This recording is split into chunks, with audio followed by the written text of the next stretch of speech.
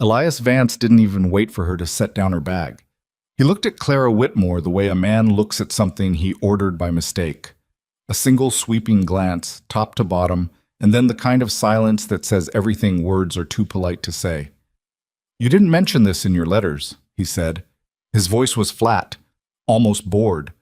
Clara stood on the porch of the Vance ranch with mud on her boots and 3 days of travel still sitting in her bones. She'd crossed half of Montana to get here.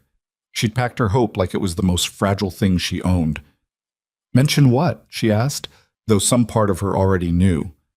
Elias tilted his head toward her, toward all of her, and let out a short breath. "This. You. I have a reputation in this county, Miss Whitmore. I need a wife who can stand beside me in public without people talking." The two ranch hands near the fence weren't even pretending not to listen. "I think," Elias said, picking up her trunk himself and setting it back on the ground at the top of the porch steps, "you should find your way back to wherever you came from. If you were standing in Clara's shoes in that moment, if you'd sold everything, crossed the wilderness, written your heart into letters for 8 months, what would you have done? Don't miss what happens next. Subscribe to this channel and follow Clara's story all the way to the end, because this is one you won't want to walk away from. Hit that like button and drop your city or country in the comments below. I want to see how far this story travels. The morning Clara Whitmore left Harlan, Ohio, she woke up before the sun. Not because she was excited, though she was. Not because she was nervous, though her hands had been unsteady for days.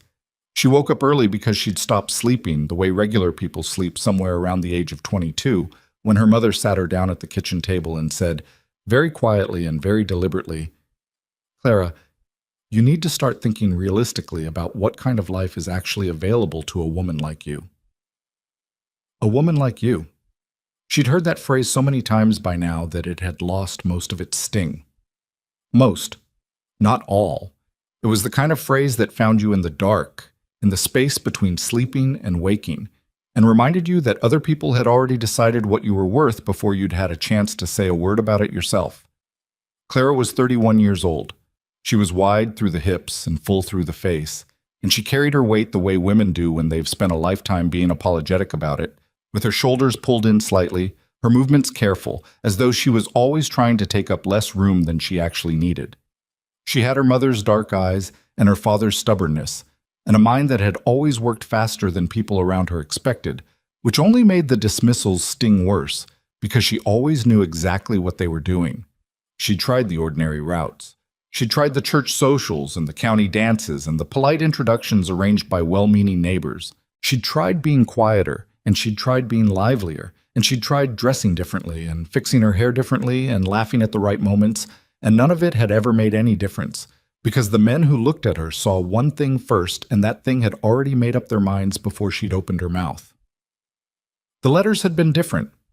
She'd answered the advertisement in the Ohio Register on a Tuesday evening in February, sitting at the small desk in a rented room above the milliner's shop where she worked.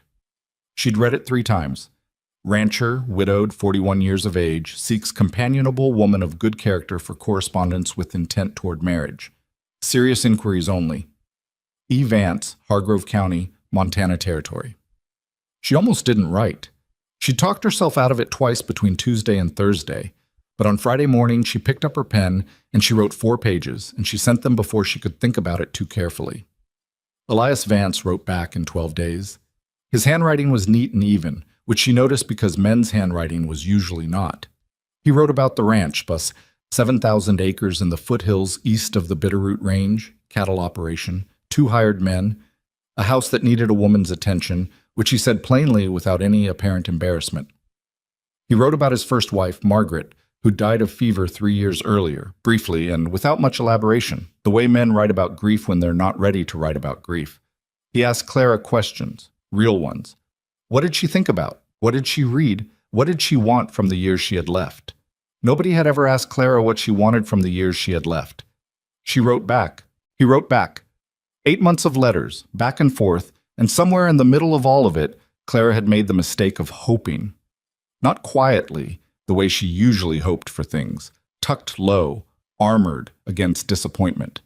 She'd hoped loudly, privately, in the center of herself, in the way that makes the eventual impact so much worse. She told her landlady, Mrs. Fenwick, who patted her hand and said carefully, "I'm sure he sounds very nice in letters, dear."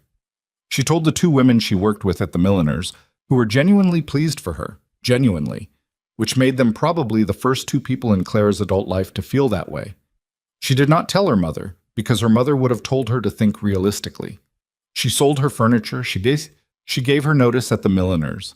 She packed 2 trunks, one large, one small, with everything that mattered, and she bought a train ticket to Billings, and then a stagecoach fare from Billings west into Hargrove County.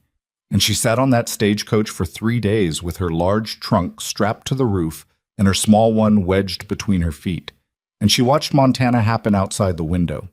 The scale of it, the distances, the way the sky here was bigger than anything she'd ever had to reckon with. And she felt, for the first time in a long time, like something was beginning.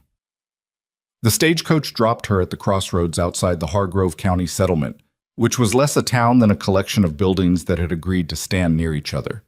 The driver helped her down. He pointed her down the eastern road and told her the Vance property was about 4 miles. She walked it. She walked it with the small trunk in her hand and the large one balanced across one of the horses the stagecoach had brought along, which the driver let her borrow as far as the Vance gate, which she was grateful for. Her boots were wrong for the terrain. They were city boots, good leather, but narrow-soled, and by the time she crested the last ridge and saw the ranch house below, the back of her right heel was bleeding. She fixed her hair as best she could. She straightened her coat. She took a breath. She walked down to the house. Elias Vance came out onto the porch before she made it halfway up the drive. He was tall. She'd known that from his letters. He'd mentioned it once in passing. And lean in the way that outdoor men get lean hard through the jaw, with sun lines deep around his eyes. He was, if she was being truthful with herself, better looking than she'd allowed herself to imagine, which for a single foolish second made the whole thing feel more possible. Then she saw his face change. It was quick, the change. A man who'd been practiced at hiding his reactions might have managed it, but Elias Vance was apparently not practiced enough, or not expecting to need to be, and so she saw it. The flicker of something across his expression, the reassessment happening in real time, the moment when whatever he'd been expecting gave way to what was actually standing in his drive. She kept walking. She kept her shoulders straight. She'd had a lot of practice at pretending she hadn't seen. "Mr. Vance," she said when she reached the bottom of the porch steps. "I'm Clara Whitmore. I wrote you from Ohio." "I know who you are," he said. His voice wasn't cruel, which almost made it worse. It was simply flat, the voice of a man who had already finished deciding and was now in the administrative portion of the problem. The 2 ranch hands near the fence, one young, one older, both pretending to work on something that did not require their full attention, were watching. She knew they were watching. You learn to feel that particular quality of attention when you've been looked at a certain way your whole life. Elias said, "You didn't mention this in your letters?" Clara set her small trunk down. Her heel was throbbing. She said, "Mention what?" He did the thing with his eyes. That single sweep, head to toe, the same one he'd done when she first came into his sight line, and this time he didn't look away quickly. He let it land. "I have a reputation in this county," he said. "I need a wife who can stand beside me in public without people talking." "I wasn't aware," Clara said carefully, "that your letters contained a weight requirement." She heard one of the ranch hands make a sound that could have been a cough. Something moved across Elias's face. Irritation, possibly. Maybe something else. Something that looked briefly like discomfort, like a man who knows the thing he's doing is unkind but has decided to do it anyway. "I'm not trying to be cruel," he said. "I'm being honest with you." "You're being honest with me," she repeated. "You misrepresented yourself." The word hit her like a flat stone. Misrepresented. As though she'd lied. As though she had written to him under false pretenses. As though the person in those letters, the woman who'd told him about her father's death and her years at the milliner's and the book she'd read 4 times because it was the only one that ever made her feel less alone. As though that person wasn't real. As though she'd sent a copy of herself. "I wrote you 8 months of letters," she said. Her voice was steady. She was not going to let it not be steady. Every one of them was true. Letters don't tell a man everything he needs to know. Clearly, she said, and that one landed too. She could see it, but he didn't move. He picked up her trunk himself, the small one, at his feet, and set it down again at the top of the porch steps. Facing out, a clear and deliberate gesture. You're not coming in. You're going back. I'll have one of the men drive you back to town, he said. You can take the stage back to Billings. Clara looked at the trunk. She looked at him. She thought about the furniture she'd sold. She thought about Mrs. Fenwick's careful face and the two women at the milliner's who had been genuinely happy for her. She thought about 4 pages written on a Tuesday evening in February, written before she could talk herself out of it. Back to what? She said. Elias said nothing. I sold my room, she said. I gave my job away. I walked 4 miles from that crossroads on a bleeding heel because I believed that the man I had written to for 8 months was a man who... She stopped. She pressed her lips together. She was not going to do this in front of the ranch hands. I'm not asking you to love me. I'm asking you to honor the correspondence we've had and give this a reasonable attempt. Miss Whitmore. His voice was quieter now, which was not kinder, just lower. I'm sorry you've come all this way. I am, but I can't give my children a mother who... He seemed to search for the word. He settled on, who will be a source of embarrassment. There it was. Not the word he danced around. The real one. Embarrassment. She was an embarrassment. Her body, her size. The thing that had preceded every other judgment people had ever made of her. She was an embarrassment to a man she'd never met in person. A man who had written her letters about Margaret and the cattle market and the way the foothills looked in early October. A man who had asked her what she wanted from the years she had left. She picked up her small trunk. She did not say anything else because there was nothing that would have made any difference. And she knew it. And she had spent 31 years learning the difference between a door that was locked and a door that simply didn't exist. She turned and walked back up the drive.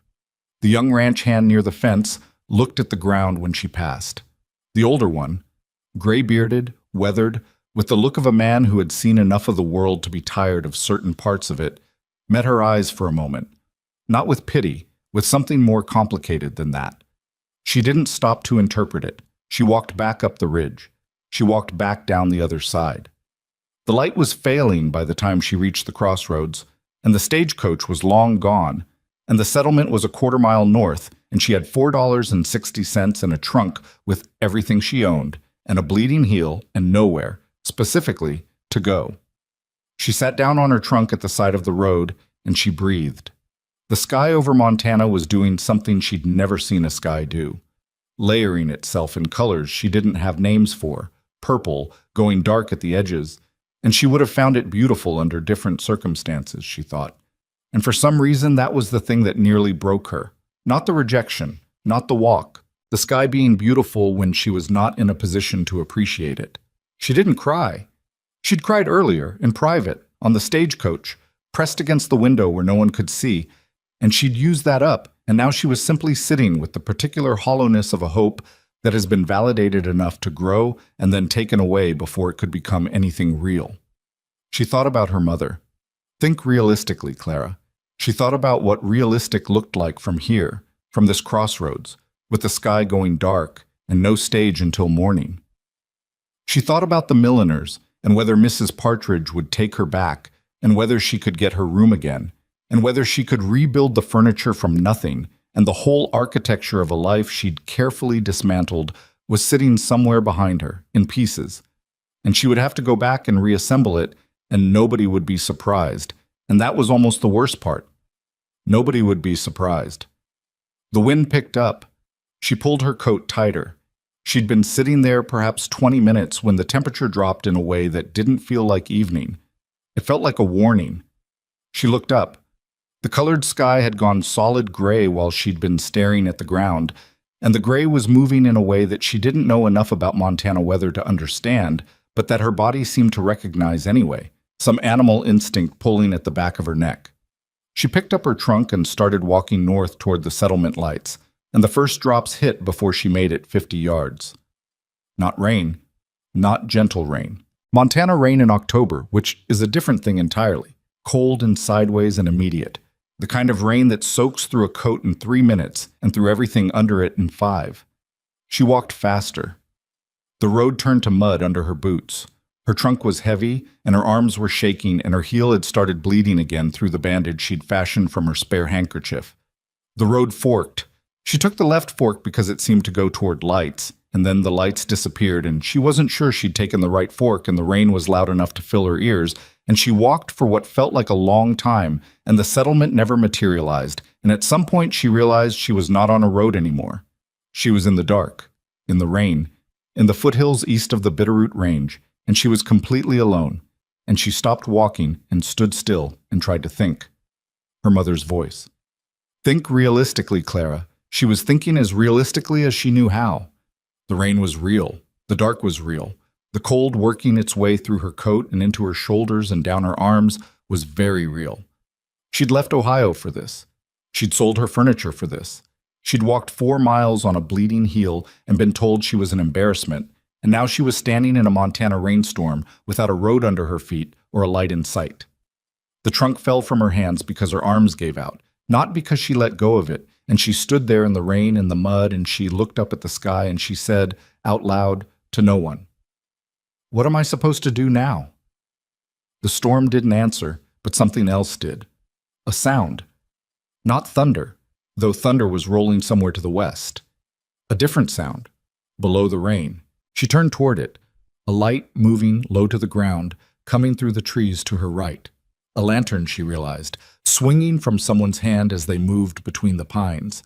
Someone walking fast, and she nearly didn't call out, nearly let them pass, because 31 years of being Clara Whitmore had made her cautious about asking for things, cautious about the look on people's faces when they turned and saw what was asking, but the cold was past caution. "Hello?" she called. Her voice came out rougher than she expected, scraped by the rain. "Hello. I'm lost. Please." The lantern stopped. Then it turned toward her. She couldn't see his face yet, just the shape of a man, broad-shouldered, in a coat that had seen considerable weather, moving toward her through the trees with the lantern held out ahead of him. He moved like someone who knew this terrain well enough not to hurry through it, careful without being slow. He came close enough that the lantern light reached her face.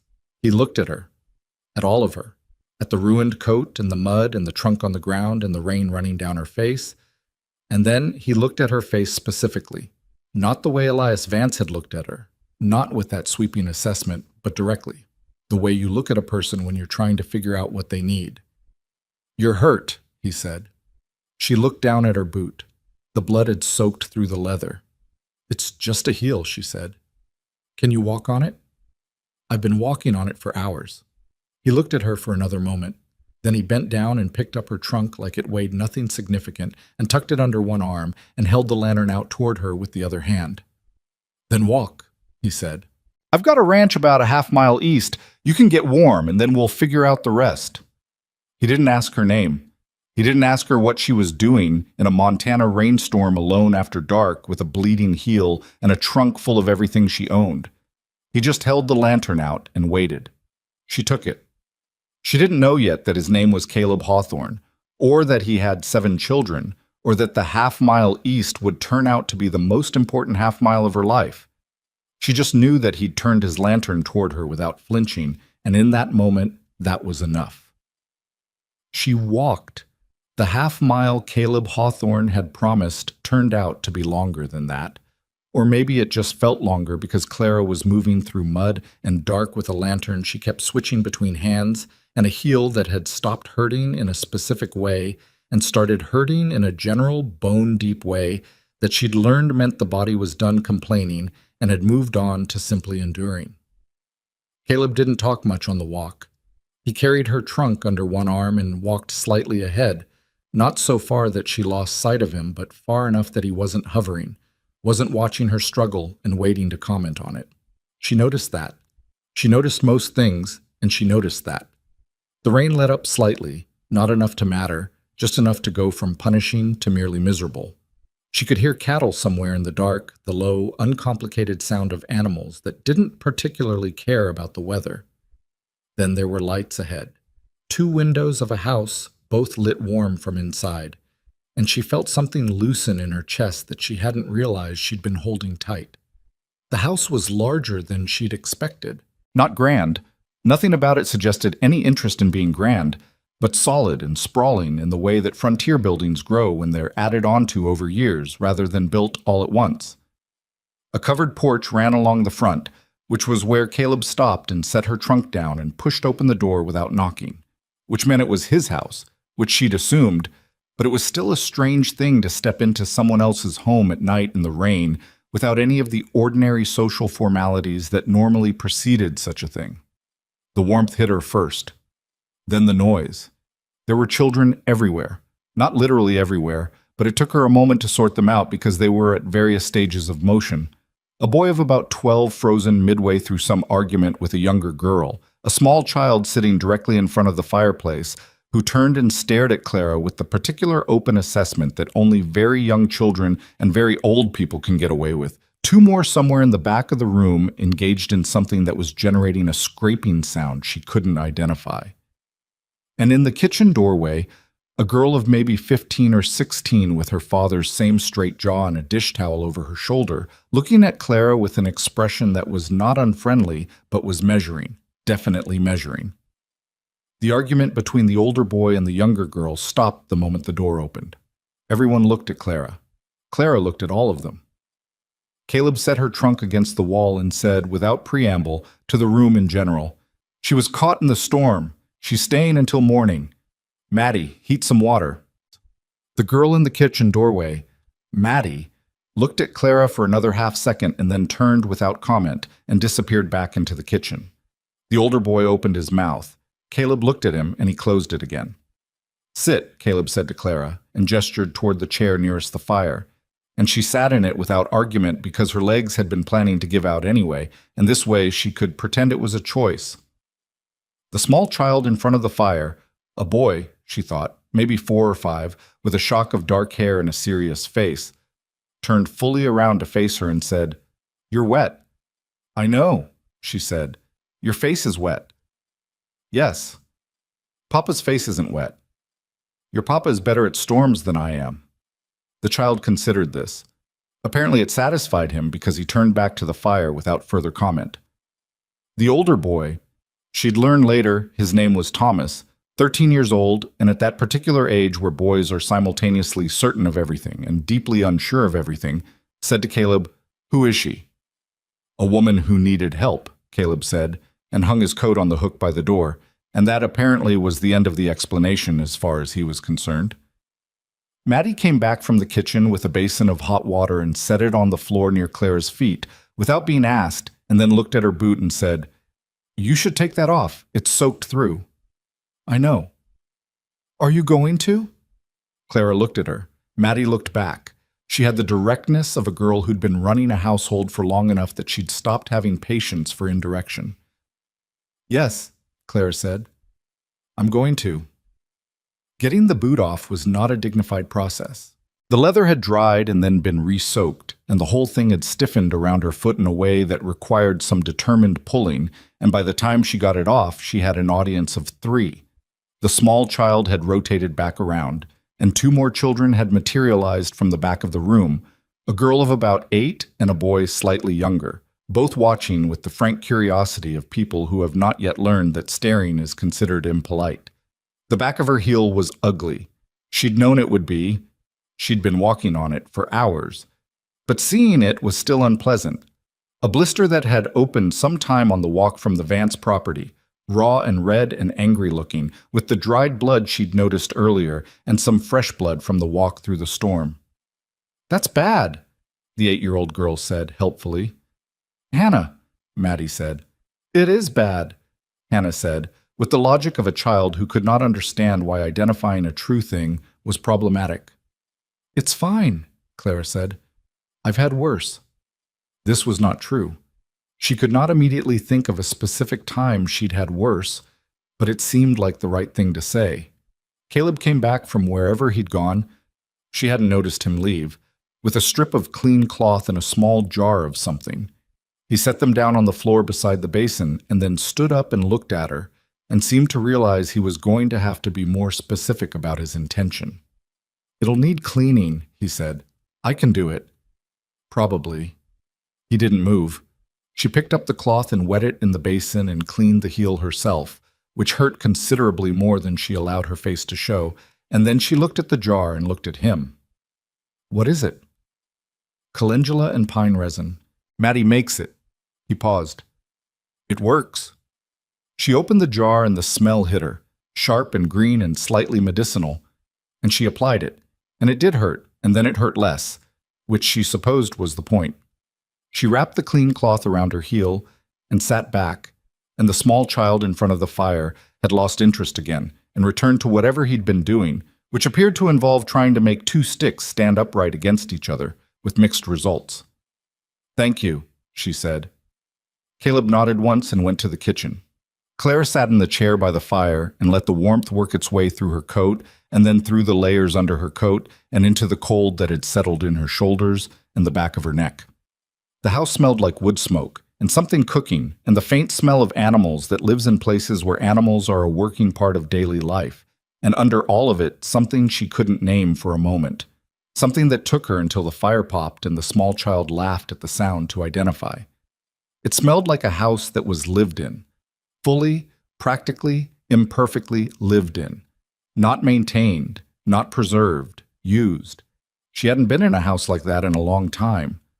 Maddie brought her a bowl of something, a stew of some kind, beef and root vegetables, not subtle, but hot and real, and set it on the small table beside the chair without ceremony and went back to the kitchen. Clara ate it. She ate all of it, faster than was polite, and then sat with the empty bowl and felt the specific exhaustion that comes after the body has been frightened and then fed. Thomas had resumed his argument with the younger girl, whose name she would learn was Bess, aged 10, and who appeared to be winning. The argument was about something that had happened that afternoon involving a fence and a goat and some degree of blame that each party felt should rest with the other. Clara listened to it without intending to and found herself forming an opinion about who was actually at fault, which she kept to herself. She heard Caleb's voice from the kitchen, low, talking to Maddie. She couldn't make out the words. She heard Maddie respond, and whatever she said made Caleb quiet for a moment, and then he said something else, quieter, and that was all. The child in front of the fire, the small one with the serious face, had abandoned the sticks and come to stand beside her chair. He was looking at her with the kind of sustained focus that children that age deploy without self-consciousness. "What's your name?" he asked. "Clara," she said. He thought about this. "I'm Eli," he said. "I'm 5. "That's a good age to be." "Papa says you were in the storm." "I was." "Were you scared?" She looked at him. He was asking genuinely, the way children ask things, without the adult impulse to soften or deflect. "Yes," she said. "A little." "Papa says storms are just weather," Eli said. "He says being scared of them is normal, but they pass." "Your papa sounds like a sensible man." Eli nodded. This confirmed something he'd already known. He climbed up onto the rug in front of the fire and lay down with his head on his hands and was asleep in approximately 4 minutes, the way small children sleep, completely and without negotiation, as though sleep were simply the next thing on a list. She watched him for a moment. Then she looked around the room, at Thomas and Bess still going back and forth about the goat, at the 2 younger children who'd returned to their scraping project in the corner, at the fire going steady and warm. And she felt something she didn't immediately have a name for. Not happiness exactly. More like the recognition of something. The outline of something she'd been trying to picture for a long time, not clearly enough to describe, but clearly enough to know it when she was sitting inside it. She pushed the feeling away. She was here for one night. She was here because a man with a lantern had been walking through the right patch of trees at the right moment, and in the morning she'd be back on the road to the settlement, and from there back to Billings, and from there back to Ohio, where Mrs. Partridge might or might not take her back, and Mrs. Fenwick's rooms might or might not be available, and the life she'd dismantled would wait to be rebuilt, piece by patient piece. She fell asleep in the chair. She didn't mean to. One moment she was watching the fire, and the next she was not watching anything. She woke up to gray light through the window and a blanket that had been laid across her that had not been there when she fell asleep. Someone had done that without waking her, which required either particular quietness or particular exhaustion on her part, and she suspected it was some of both. The house was quiet, early quiet, the kind that exists for about 30 minutes on a working ranch before the animals make it impossible. She could hear someone moving in the kitchen. She could hear wind outside, but not rain. She folded the blanket carefully and set it on the chair and stood up, testing her heel. It held. It would hurt if she pushed it, but it held. She found her boot where she'd left it and worked it back on, slowly. Caleb was in the kitchen. He was at the stove with his back to her, and he didn't turn around when she came in, but he said, "Coffee," and nodded toward a cup on the table, which meant he'd heard her coming, which meant she wasn't as quiet as she'd thought. She sat down and took the cup. The coffee was strong enough to be a statement. "The rain stopped," she said, "a few hours ago. I should get back to the settlement." He turned around then and looked at her. He had the face of a man who'd been up for a while already. Not tired exactly, but the settled, unguarded look of someone who'd been alone with his thoughts before anyone else was awake. "Stage doesn't come through until Thursday," he said. She stared at him. "It's Tuesday," he said. She looked down at her coffee. Tuesday. 2 days. She had $4.60 and a heel that was not going to thank her for 4 miles of walking and no clear place to go if she did walk it. "I can't stay here," she said. "Wasn't asking you to stay," he said. "Was telling you the stage situation." He turned back to the stove. "But if you want to sleep in the settlement for 2 nights on $4, that's your business." She looked at him. "How do you know I have $4? He glanced back over his shoulder. "You looked in your purse last night when you were half asleep. Wasn't hard to see the situation." She didn't know what to say to that, so she drank her coffee. He said, not turning around, "I've got 7 children and no help, and a fence line that needs repair before the first hard freeze. If you want to earn your board for 2 days, I won't stop you." "You don't know anything about me." "Now, I know you walked 4 miles on a bleeding heel and didn't complain about it," he said. "That's more than I know about most people." It wasn't a compliment exactly. It was an observation. But there was something in it that sat differently in her chest than compliments usually did. Maybe because it was specific, maybe because it was true. She said, "What needs doing?" He told her. The list was longer than 2 days. She could see that immediately, not because he was trying to mislead her, but because the list was the list of a household that had been running below capacity for some time, not catastrophically, but steadily. The way things run when the person who used to manage half of it is no longer there. The mending that had accumulated, the preserves that hadn't been put up. The youngest 2 children who were behind where they should be in their letters and numbers because there hadn't been anyone with the time to sit with them consistently. She didn't point any of that out. She said, "Oh, all right," and drank the rest of her coffee. The first day was harder than she'd expected, which was already accounting for hard. Maddie was not unfriendly, but she was not precisely warm either, and Clara understood that this was Maddie's kitchen, Maddie's household, a 15-year-old girl who'd been holding things together through a combination of capability and stubbornness for long enough that another woman's presence felt like an audit. Clara moved carefully. She asked before she did things. She didn't reorganize anything. When Maddie did something differently than Clara would have done it, Clara did not mention this. Bess was easier. A curious, voluble child who talked in the way that some children talk, as though they're afraid the words will expire if not used promptly. She told Clara about the goat, about Thomas, about the goat's history with Thomas, about a girl at the settlement school she didn't like, and the reasons for this. Clara listened to all of it. Thomas kept his distance for most of the first day. He watched her when he thought she wasn't watching him, which she was, because watching things was one of Clara's long-standing skills. He was a boy who was trying to figure out what she was and what it meant for the household, and she thought the honest answer was probably complicated enough that she'd let him come to it himself. The younger 2, the ones who were behind in their letters, were named James, 6, and Nora, 7. She found them in the afternoon in the corner of the main room where they'd been the night before, engaged in what turned out to be an attempt to build something with mismatched pieces of wood. She sat down on the floor beside them without announcement and said, What are you building? James looked at her.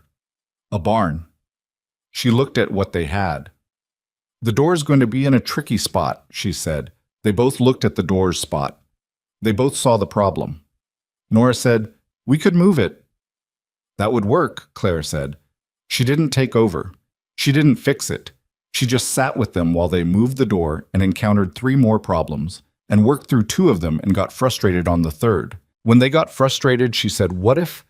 and put a question to them rather than a solution, and let them find the solution themselves. And the barn got built, lopsided and structurally implausible but standing, and both children looked at it with the satisfaction of people who have made a thing. She taught them 4 letters that afternoon. She made it part of the barn. They had to write the letters for the materials they'd used, wood and nail and floor and door. James was quicker than he'd been given credit for. Nora was more careful, and her letters were better. Caleb came in from the fence line at dusk and found them at the table with the paper and saw Clara's head bent next to Nora's, correcting the angle of a letter, and he stood in the doorway for a moment without anyone noticing him. She didn't know he was there until she heard the door. He didn't say anything about what he'd seen. He said the fence was worse than he'd thought, and he'd need another day on it at least. She said she'd work on the preserves in the morning. He said Maddie had been trying to get to them for 3 weeks. She said she'd see what she could do. They ate dinner, all 9 of them at a table designed for 8, which meant someone always had one elbow off the edge. And tonight that someone was Clara.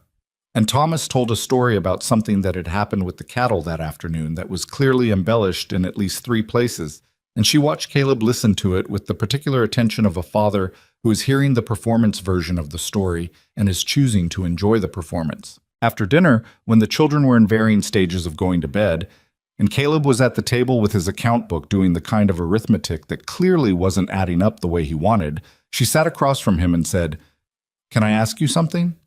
He looked up. "What happened to your wife?" He was quiet for a moment, not offended. The question didn't land that way, just thinking about how to answer it or whether to, and she watched him decide. "Fever," he said. 3 years ago, February. She was sick 4 days. He looked back at the account book. She was good at this. All of it. The house, the children. I'm good at the cattle and the land. The rest of it, I've been figuring out as I go. You've done well. He made a sound that was not quite a laugh. Maddie's done well. I've kept everyone alive. Those aren't always different things. He looked at her again. He had eyes that were hard to read, not because he was closed off exactly, but because he seemed to process things slowly and carefully, and whatever he was processing took time to surface. "Why are you out here?" he said. "In Montana. Alone." So she told him. She didn't dress it up, and she didn't leave things out. She told him about the advertisement and the letters, and the 8 months, and the walk from the crossroads, and what Elias Vance had said on his porch with the ranch hands listening. She told it flatly, the way you tell things when you've already moved past the part where they make you cry. When she finished, Caleb was quiet for a long time. "Vance," he said. The word had a texture to it. "You know him." "Know of him. He and his father bought up a lot of land in this county, not always through means that held up to looking at closely." He paused. "He's a man who thinks a great deal of what other people think of him." I noticed. "What are you going to do?" "Go back to Ohio," she said. "Rebuild." He nodded slowly. Then he said, "You were good with James and Nora today." She looked at him. "The letters," he said. "Nora's been struggling with her bees for a month. She had them right tonight." Clara looked down at the table. She just needed someone to show her the angle. She needed someone with the patience to show her, he said. "That's different." She didn't answer. She looked at the account book instead, the columns he'd been working on, and the numbers that weren't adding up, and the things she was good at, the things she'd always been good at, the fast and orderly mind that people always underestimated because it lived in a body they'd already decided about. "May I?" she said, and gestured at the book. He turned it toward her. She looked at the columns for maybe 2 minutes.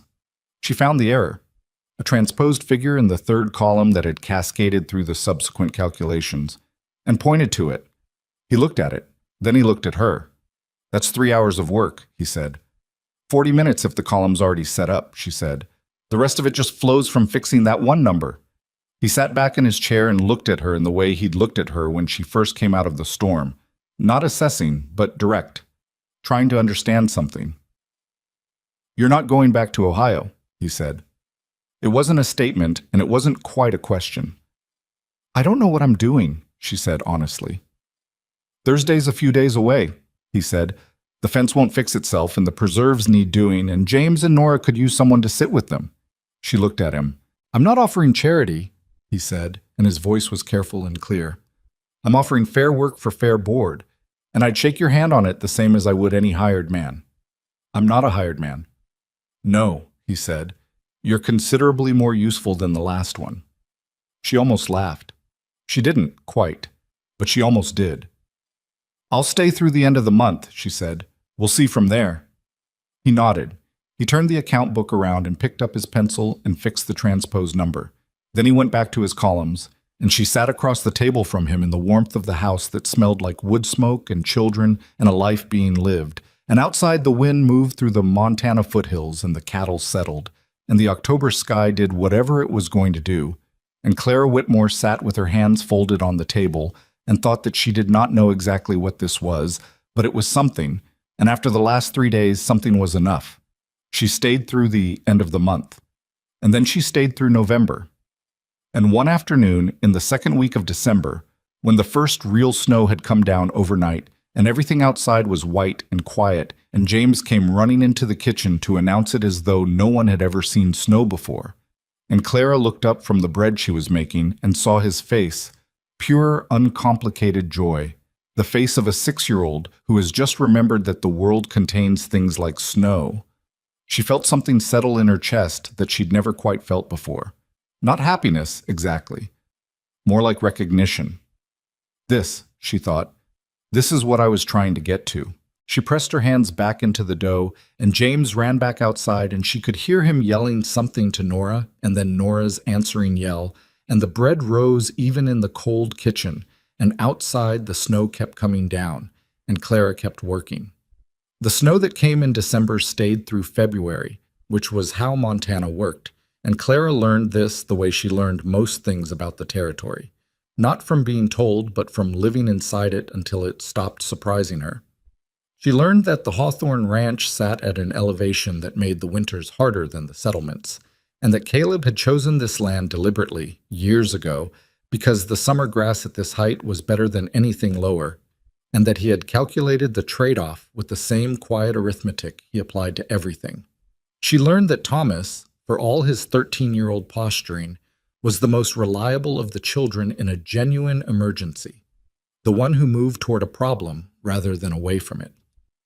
She learned that Maddie's apparent coolness was not coldness, but watchfulness. The girl had been watching adults fail her household for 3 years, and she was still waiting to see whether Clara would prove different.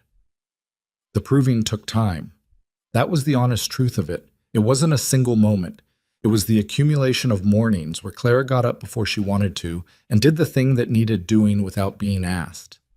It was the week in January when Nora had a fever that climbed too high, and Clara sat with her through 2 nights straight, changing the cool cloths on her forehead and talking to her in a low voice about nothing in particular, just to give her something to follow back toward wakefulness. It was the afternoon Maddie came in from the cold with a burned hand.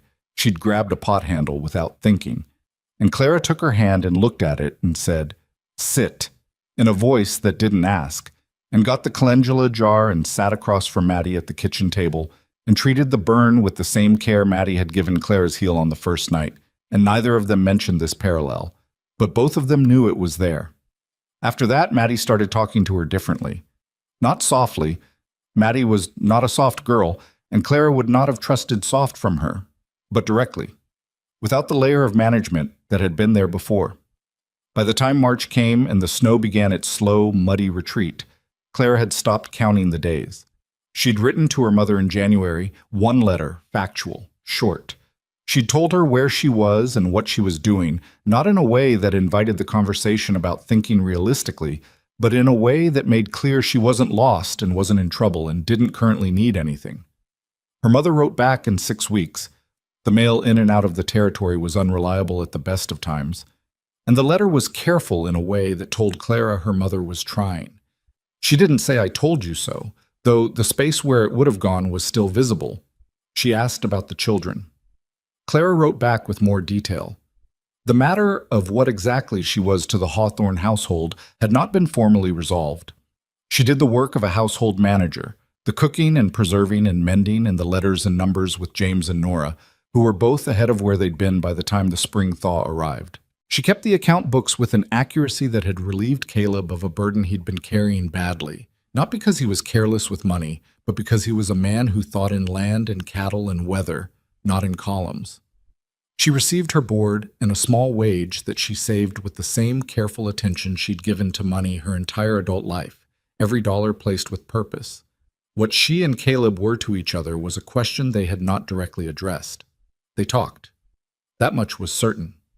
More than she'd expected from a man who used so few words when words weren't required. In the evenings after the children were in bed, when the house went quiet in that specific way that only happens after a loud day, they sat at the kitchen table. Him with the account book or a catalog or sometimes just a cup of coffee and nothing particular.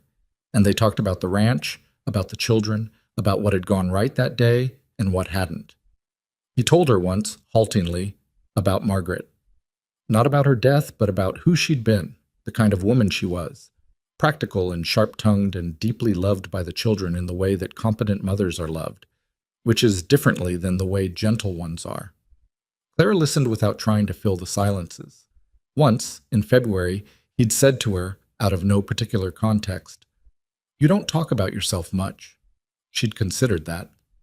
"There's not always much to say." "That's not why," he said. She'd looked at him. "You're careful," he said, "about what you offer. You watch first." She didn't answer right away. Then she said, "Most of the time when I've not been careful, it hasn't served me well." He nodded slowly, the way he did when something confirmed something he'd already been thinking. He didn't push it further. That was one of the things about him that she was still getting used to, the absence of pressure. She'd spent so much of her life around people who made their expectations felt as a constant weight that the lack of it from Caleb sometimes felt like a space she didn't know how to stand in. Spring in Montana arrived less like a season and more like an argument. 3 days of warmth, then a late freeze, then a week of mud, then something that could almost be called April. Caleb started the season with the fence repairs he hadn't finished before winter had interrupted everything, and he hired a temporary hand named Owen, a quiet young man of about 20 who did his work without complaint and had the good sense not to ask a lot of questions about the household arrangement, which Clara appreciated. It was Owen who told her, without meaning anything by it, on a Tuesday morning in late April when she was hanging washing and he was walking from the barn to the main pasture. "Saw Elias Vance in the settlement yesterday. He was at the land office." She didn't react in any visible way. She kept hanging the washing. She said. "Thought you might want to know," Owen said, "knowing how you came to be here and all." She looked at him. "Maddie told me," he said, not defensively. "Not to gossip, just to explain." She nodded once. He went on to the pasture. She finished hanging the washing with hands that were steady and a mind that was moving fast. Elias Vance at the land office could mean nothing. Men went to land offices. It was where business got done. But Elias Vance specifically, in April, in a county where Caleb Hawthorne ran the second largest cattle operation, with a fence line that was still being repaired and land documents that Clara had spent February reorganizing because they'd been kept in a way that was, charitably, informal, that combination of facts sat in her chest like a stone with edges. She mentioned it to Caleb that evening. She said it plainly. Owen saw Vance at the land office.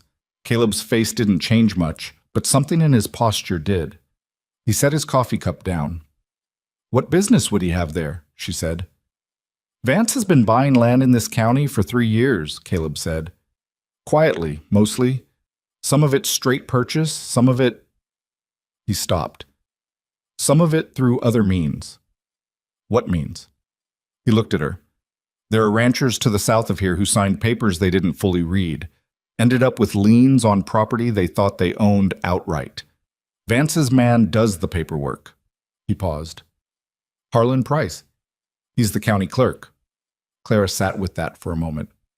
How much of your paperwork is in order? She said. Most of it. Most. He was quiet.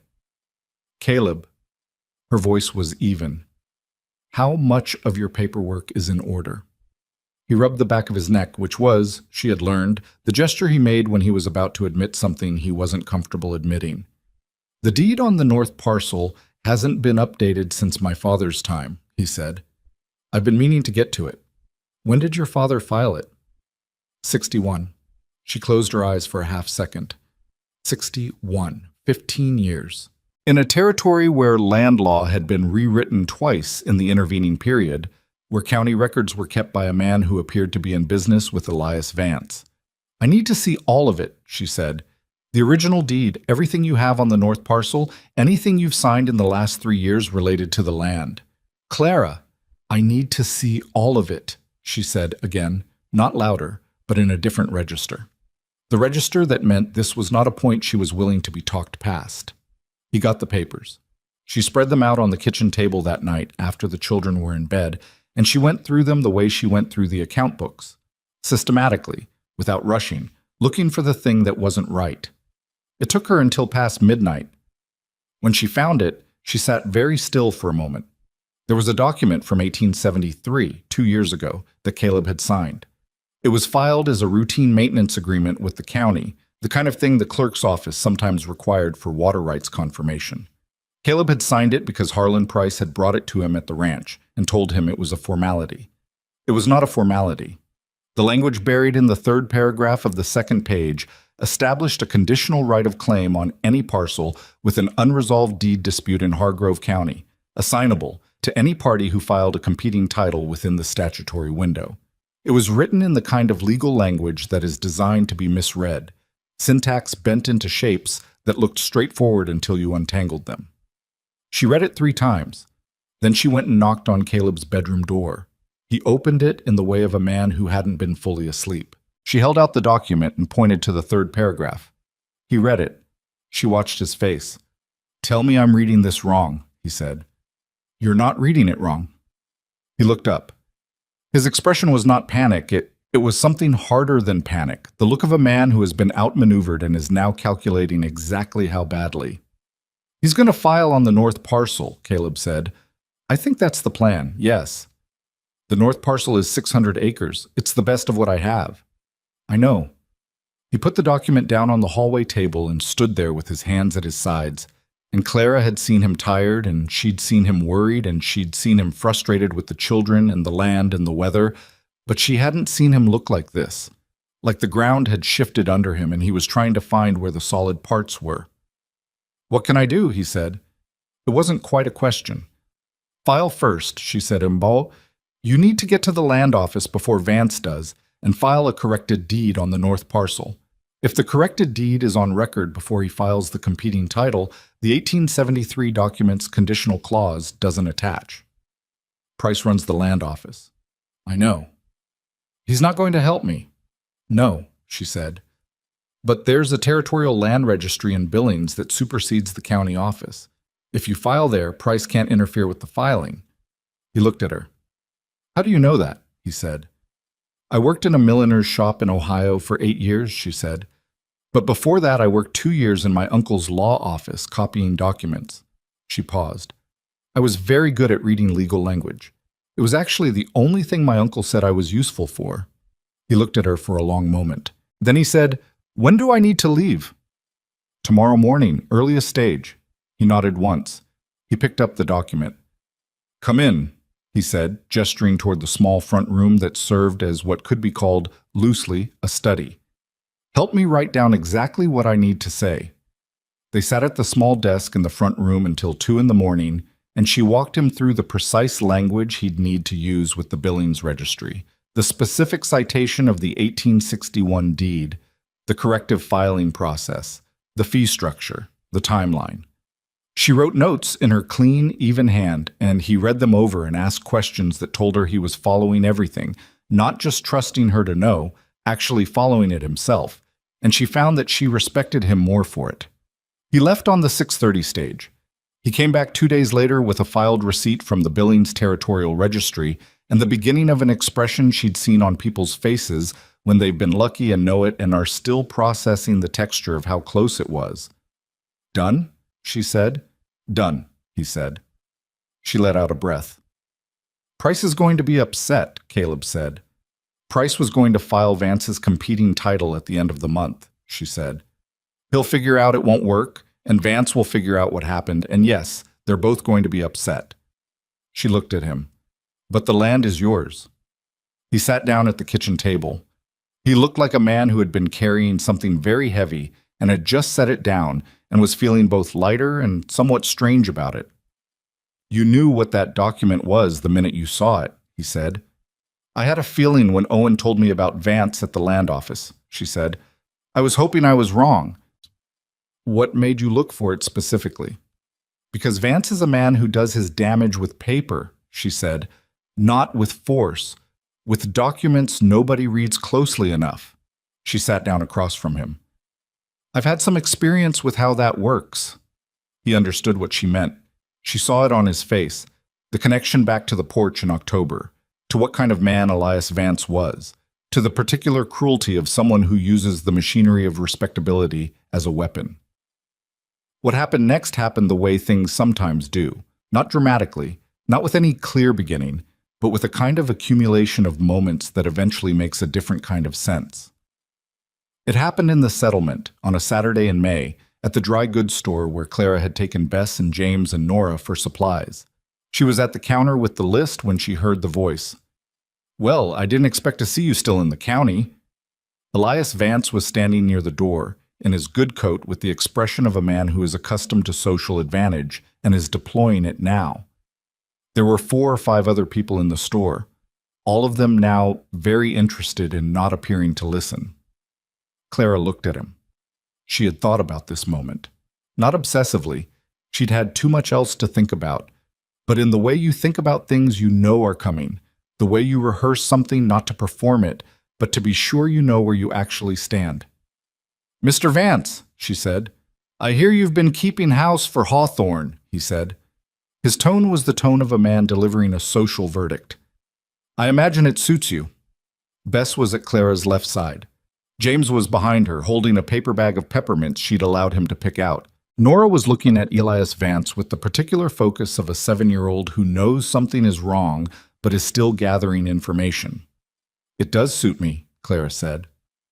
Thank you. She had learned over 31 years that there was a kind of man who expected a reaction, who had calibrated his cruelty to produce one, and who was disarmed by the absence of it. Elias Vance was that kind of man. She could see it, the slight recalibration behind his eyes when she didn't flinch, when she didn't look ashamed, when she simply looked at him the same way she'd look at any person she was addressing. Word is you've been running Hawthorne's books, he said, making yourself useful. A pause, waited. I suppose a woman in your position takes what situations she can get. I suppose she does, Clara said. The same as any person. One of the women near the bolts of fabric, a woman Clara knew by sight, a rancher's wife named Helen Marsh who had never spoken to her directly, looked up from what she was examining. I heard, Elias said with the careful lightness of a man placing a blade, that you've been positioning yourself to get your hands on Hawthorne's property, given your history with letters and what you represent yourself to be. There it was. The store had gone the particular kind of quiet where everyone is present. Clara set her list down on the counter. She turned to face him fully. What I represent myself to be, she said, and her voice was steady and clear and audible to everyone in that quiet store, is a woman who is good with numbers and keeps an honest account and has spent the last 6 months running a household of 7 children with nothing to gain except fair wages for fair work. She let that sit for a second. If that's what you've heard about me, then you've heard the truth. Elias's jaw tightened. Your letters, she said, and she let the words settle between them, told a man who had not yet met you in person a great many things about your character, Mr. Vance. I wonder sometimes how much of that you think about. Helen Marsh had put down the bolt of fabric entirely.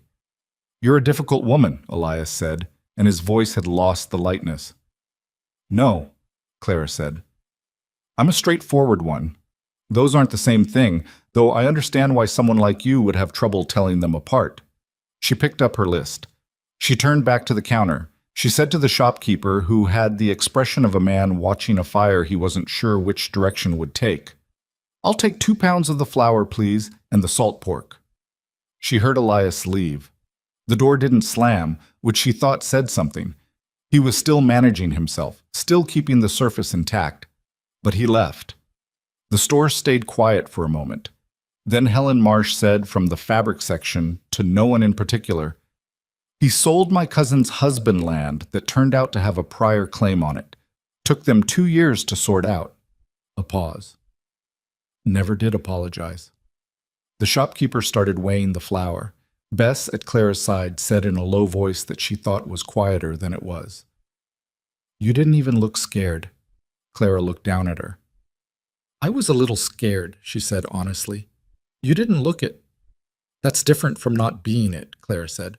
"Remember that." Bess thought about this with the seriousness she applied to things she was planning to keep.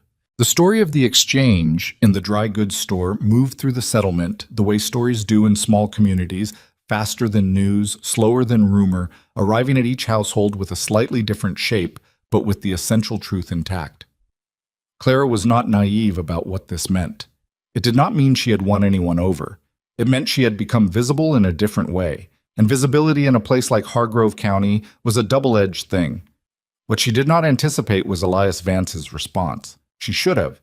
She knew what he was.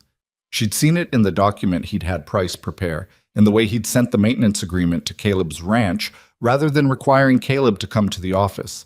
Because he knew if he made it official, a person looking carefully might see what it was. She knew he was a man who did his damage at angles, who preferred the appearance of propriety to the reality of it, who would not come at something directly if there was an indirect path available. She knew all this, but knowing a thing and anticipating its next shape are different skills. 3 weeks after the exchange in the dry goods store, a letter appeared at the Hargrove County Register, the small newspaper that was printed bi-weekly and circulated through the settlement and to the surrounding ranches. It was not signed. Anonymous letters to small papers were not unusual. The editors of such papers were often more interested in having content than in verifying it. The letter described, in the general terms that allow a thing to be said without being said precisely, a woman of uncertain background and indifferent moral character who had ingratiated herself into the household of a widowed rancher and his children. It mentioned letters sent under false pretenses. It mentioned financial irregularities. It did not use Clara's name, but the description was specific enough that anyone in Hargrove County could read exactly who was meant. Caleb brought the paper in from the gate where it was delivered and stood in the kitchen doorway and held it out to her without comment. She read it. She read it twice. She set it on the table. "Who wrote it?" Caleb said. It was not a question. "Someone who knows how to not write his name on a thing," she said. Caleb's face was doing something she'd seen it do before, but more controlled, slower. The contained version of fury, the kind that burns low and even and is considerably more dangerous than the kind that flares. "I'm going to Vance's ranch," he said. "No," she said. "Clara?" "No," she said again. "That's exactly what he wants. You go out there angry, and whatever happens, he shapes the story. He's good at shaping stories." She looked at the paper. "We need to think about this." He stood there.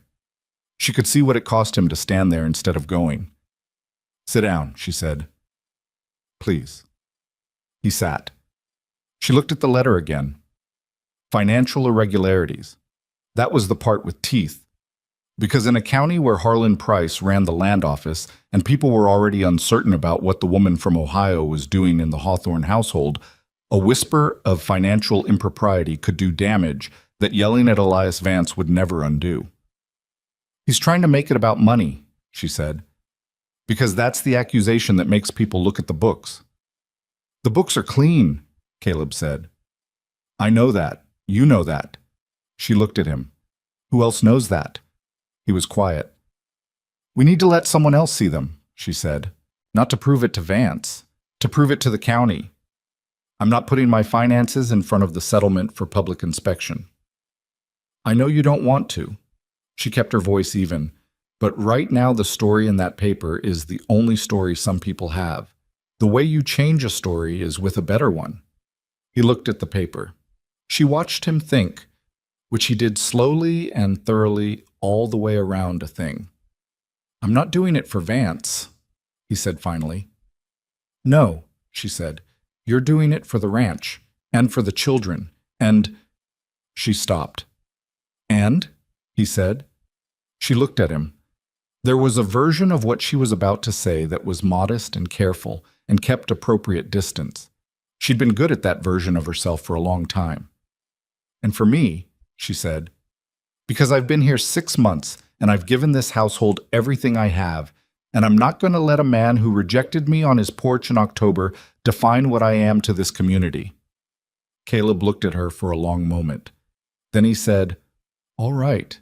He said it quietly, like a man who has made a decision and doesn't need to announce it loudly to mean it. She nodded once. Outside, the May afternoon was going about its business. The cattle in the far pasture, Thomas's voice somewhere near the barn, Eli chasing something in the yard with the focused urgency of a 5-year-old who has identified a purpose. The ranch kept its rhythms regardless of what Elias Vance put in the county paper, which was either comforting or indifferent depending on the moment. She picked up the newspaper. She folded it neatly.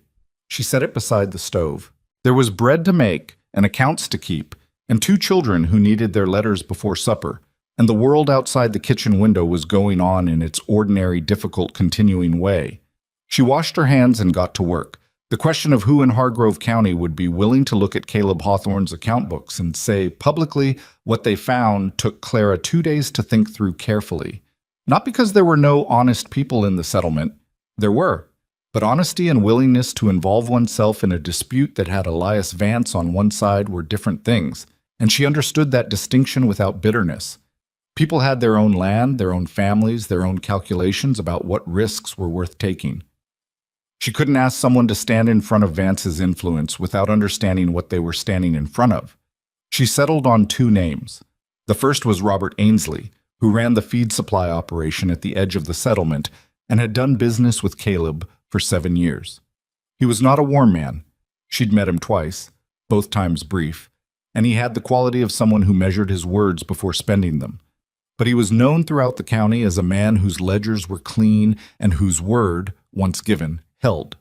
More importantly, he had no dealings with Vance and, as far as she could determine, no particular reason to avoid having none. The second was Helen Marsh, whose quiet comment in the dry goods store about her cousin's husband had not left Clara's mind. Helen was a rancher's wife, not a figure of any official standing, but she was well-liked in the settlement in the specific way that women who get things done are well-liked. Not celebrated exactly, but depended upon. And that kind of standing had its own weight. She put this to Caleb the evening after she'd worked it through. He listened without interrupting, which was one of his qualities she'd come to rely on. Ainsley will do it if he respects what he sees, she said. He won't do it as a favor, he'll do it as a matter of record. And Helen Marsh? Helen Marsh already doesn't like Vance, but she's smart enough that she won't say so publicly just because of that. If we give her something real to stand behind, she'll stand behind it. Caleb turned his coffee cup in his hands. What exactly are we asking them to do? Look at 2 years of accounts. Confirm in writing that the records are accurate and show no irregularities. Ainsley's signature on a statement like that carries weight in this county. She paused. And I want to go back to the register. He looked at her. The letter didn't use my name, she said. That was deliberate. It gives Vance distance from it. But it also means a response that uses my name, specifically, clearly, with facts attached, has more force than the original accusation. She met his eyes. I want to write a letter to the editor, under my own name. Clara, his voice was careful. If you put your name on a public letter in a county paper, I know. It makes you a target. I'm already a target, she said. The difference is that right now I'm a target who hasn't spoken. Once I speak, I'm something else. He was quiet for a moment. She watched him work through the same calculation she'd already worked through twice. What would the letter say? He said. The truth, she said. plainly. Nothing he can use against me because the truth doesn't give him anything to use. He set his coffee cup down. He rubbed the back of his neck. She waited. I want to read it before you send it, he said. Of course, she said. Ainsley agreed to look at the books, though he made clear the look would take the time it took, and he would not be rushed, and he would say what he found regardless of what that was, and she told him that was exactly what she was asking for. He came to the ranch on a Thursday, spent 4 hours at the kitchen table with the accounts spread in front of him, while Clara sat nearby in case he had questions, and when he was done, he said without particular ceremony, "These are clean books, better kept than most I've seen in this county." He wrote a statement to that effect in his own hand and signed it, and she thanked him and made him coffee, which he drank standing up, and he left. Helen Marsh required a different kind of conversation. Clara rode out to the Marsh property on a Friday morning on the older of Caleb's 2 horses, which she had been riding well enough by May that the horse had stopped treating her with the polite skepticism he'd shown in the beginning.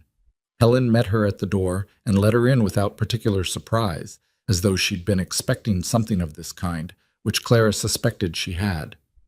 They sat in Helen's kitchen and Clara told her the full version, not just the letter in the paper, but the 1873 document, the North Parcel, price, the dry goods store, all of it, in the same plain way she'd told Caleb about Elias on his porch 6 months ago.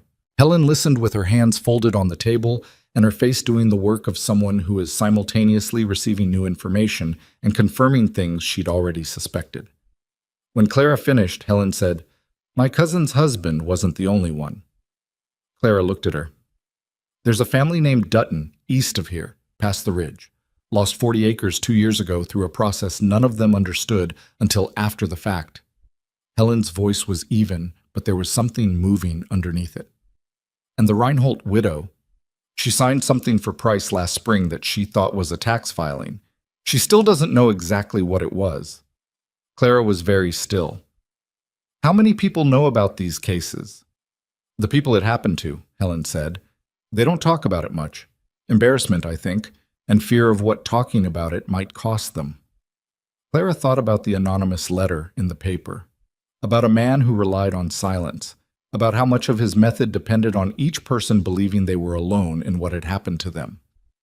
"Would the Duttons speak to someone?" Clara said. "Would Mrs. Reinhold?" Helen looked at her for a moment. "What are you planning?" "I don't know exactly yet," Clara said honestly. "But I think Elias Vance has been counting on people not comparing notes." She paused. "He's been counting on everyone thinking their situation is individual." Helen was quiet.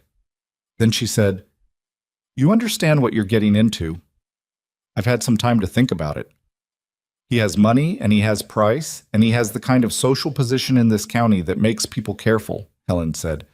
"You're a woman who's been here less than a year, no family here, no land, no official standing of any kind." "I know," Clara said. "And you want to go up against him anyway." "I don't want to," Clara said, "but I think someone has to, and I seem to be the person with the clearest view of how his paperwork works." Helen looked at her for a long time. Then she made a sound that was something between a sigh and a decision and said, "I'll talk to the Duttons." The letter Clara wrote to the register took her 4 drafts. The first was too angry. She could feel it in the sentences, the way they leaned forward into accusation. She put that one in the stove. The second was too careful, hedged into uselessness. Gone. The third was better but too long, and she knew from the dry goods store that what carried weight was brevity and clarity, not elaboration. The fourth draft was 1 page. It began by identifying herself by name, her background in Ohio, her occupation at the Hawthorne Ranch, and the nature of the work she did there. It addressed the anonymous letter directly without restating its accusations, which would only spread them further. It cited Ainsley's statement. It said, in plain language, that she had come to Hargrove County under circumstances she had not chosen, had found honest employment and given honest work, and that her account of that employment could be confirmed by anyone who cared to verify it against the documented record. And then, in the last paragraph, she wrote, "I note that the letter which prompted this response carried no name. I understand why some people choose to communicate without signing their work. I have always found, however, that an argument which cannot bear the weight of its author's name is usually an argument that cannot bear much examination at all. She let Caleb read it. He read it twice. He set it on the table. He said, "The last paragraph." "I know," she said. "It's going to make him angry." "He's already angry," she said. "The question is whether his anger stays private or becomes public. If he responds to that letter with his name attached, he's in the open. If he doesn't respond, the letter stands." Caleb looked at it again. Something moved across his face that she'd come to recognize. The expression he had when he'd reached the end of his reservations about something and was preparing to stop having them. "Send it," he said. The letter appeared in the register the following Thursday.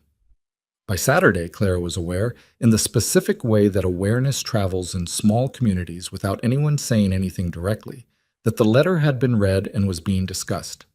The Ainsley statement was mentioned in the letter by name, and Ainsley himself confirmed it when asked, which several people apparently did ask. What she had not expected was the Duttons. 3 days after the letter ran, a wagon came up the road to the Hawthorne Ranch and stopped in the yard, and when Clara came out to see who it was, she found a man of about 50 with a weathered face and a set to his jaw that she recognized.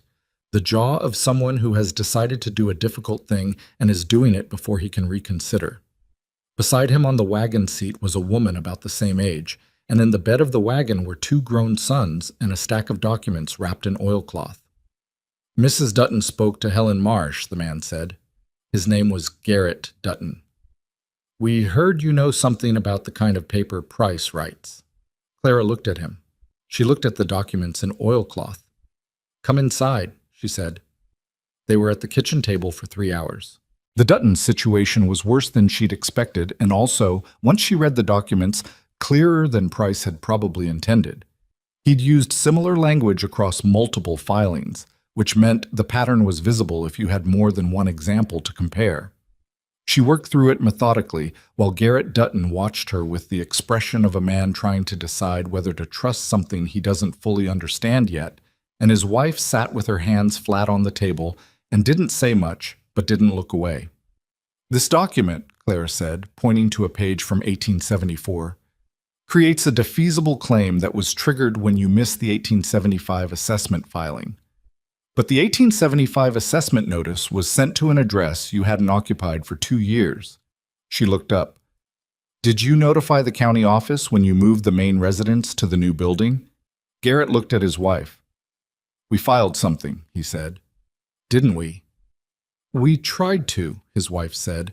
"Price's man told us it wasn't necessary." Clara wrote that down. "If you can get anyone to confirm that conversation." "The Reinholdts were there," the younger of the 2 sons said. "We went in together that day. Mrs. Reinhold heard it all." Clara looked at her notes. Then she looked at the oilcloth stack of documents. Then she looked at Garrett Dutton. "I need to tell you honestly," she said. "I'm not a lawyer.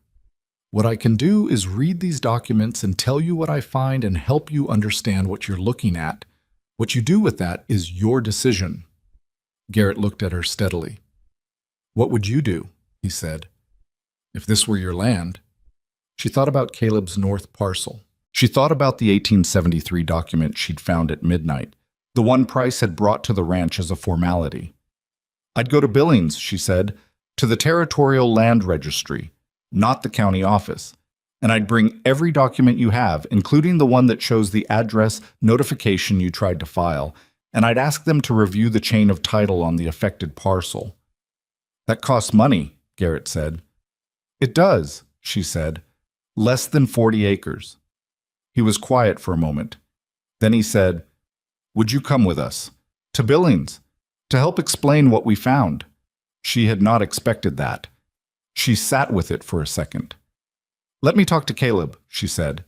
Caleb, when she told him that evening, was quiet for longer than usual. She gave him the quiet. She'd learned it was productive with him. "How many families are in the same situation as the Duttons?" he said finally. "I don't know," she said. "Helen thinks at least 3, maybe more. Some of them may not realize it yet." He turned his coffee cup in his hands. "If you go to Billings and do this for the Duttons and word gets out, more people will come," she said. Yes. And Price will know what you're doing. He probably already suspects. And Vance? Yes, she said. He looked at her. She looked back at him. There was a conversation they hadn't quite had yet about what this was and what they were, and this moment had the quality of sitting on the edge of that conversation without quite stepping into it. You could walk away from this, he said. None of this was your fight to begin with. Vance made it mine when he put a letter in the county paper about me, she said. I didn't choose that. That's not why you're doing it, he said. She looked at him. You're doing it because you're the person who can, he said. And you can't not do a thing you're capable of doing if not doing it means it doesn't get done. He said it without judgment, as an observation, like a man describing a characteristic he'd been studying for a while. She didn't deny it. It would have been dishonest. Will you be all right here for a few days, she said, if I go to Billings? We managed before you came, he said. You managed, she said. Maddie ran everything.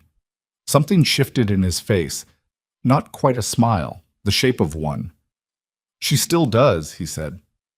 Don't tell her I said that, Clara said. She already knows, he said. She left for Billings on a Monday with Garrett Dutton and his younger son, and the oilcloth stack of documents, and her own notes from 3 hours at the kitchen table and several subsequent evenings of reading. She also brought, on a separate piece of paper folded in her coat pocket, a list of the other documents she suspected existed, the ones affecting the Reinholds and the 2 other families Helen had identified, and the specific statutory language she'd found in the 1861 Territorial Land Act that she believed made Price's filing method defective at the root. The Territorial Registry Office in Billings was staffed by a man named Whitfield, who had the manner of someone who had seen a great many people come through his door, convinced they'd been wronged, and had developed a cautious professional neutrality toward all of them. He listened to Clara's presentation of the Dutton situation for 20 minutes without expression. He asked 3 questions. He looked at the documents she'd flagged. Then he said, "Can you leave these with me for review?" "Copies," she said. She'd made copies in the evenings before leaving. "The originals stay with the family." He looked at her over his reading glasses. "You've done this before," he said. It wasn't entirely a compliment, but it wasn't not one. "I worked in a law office," she said, "a long time ago." They were in Billings for 2 days. On the second day, Whitfield called them back and told them, in the careful language of a man who was making no promises, that the chain of title on the Dutton parcel appeared to contain irregularities that warranted further examination by the Territorial Review Office, and that he was initiating a formal inquiry, and that pending that inquiry, the disputed claim would be suspended. Garrett Dutton sat in the chair across from Whitfield's desk for a moment after that, and didn't say anything. Then he said, "So we haven't lost it." "Not pending the inquiry," Whitfield said. On the wagon back to Hargrove County, Garrett was quiet for the first hour. Then he said, "How did you know where to look in the documents?" "The language they use has a pattern," Clara said. "Once you see it once, you see it everywhere." "Price has been doing this for years," he said. "I think so," she said. "And Vance." The word came out with an edge. "Vance needs land and Price needs money, and they've built something between them that's worked as long as nobody looked at it closely," Clara said. "They were counting on nobody looking closely." Garrett looked at the road ahead.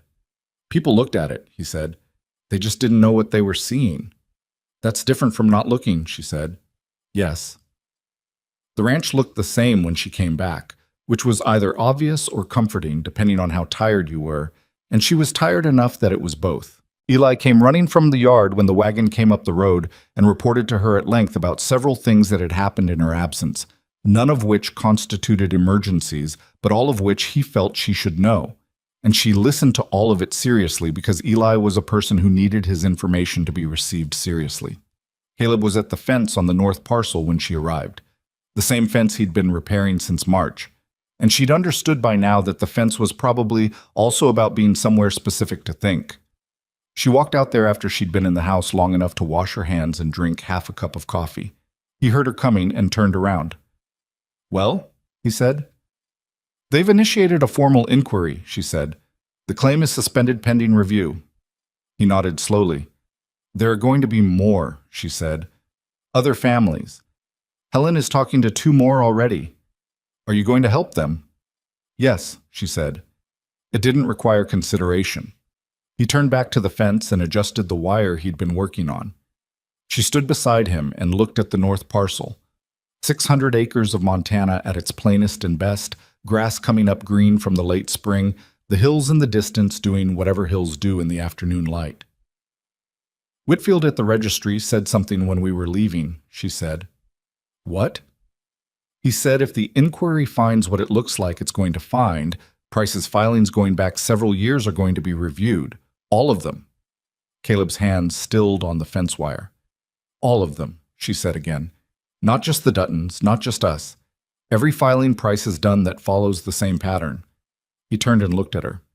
That's... he started. Yes, she said. He looked back at the pasture. She could see him working through what that meant. Not just for the ranch, not just for the Duttons, but for the entire structure that Vance had built over 3 years in Hargrove County. If the filings unraveled, the land claims based on them unraveled. The conditional clauses, the defeasible titles, all of it built on a method that was now under formal territorial scrutiny.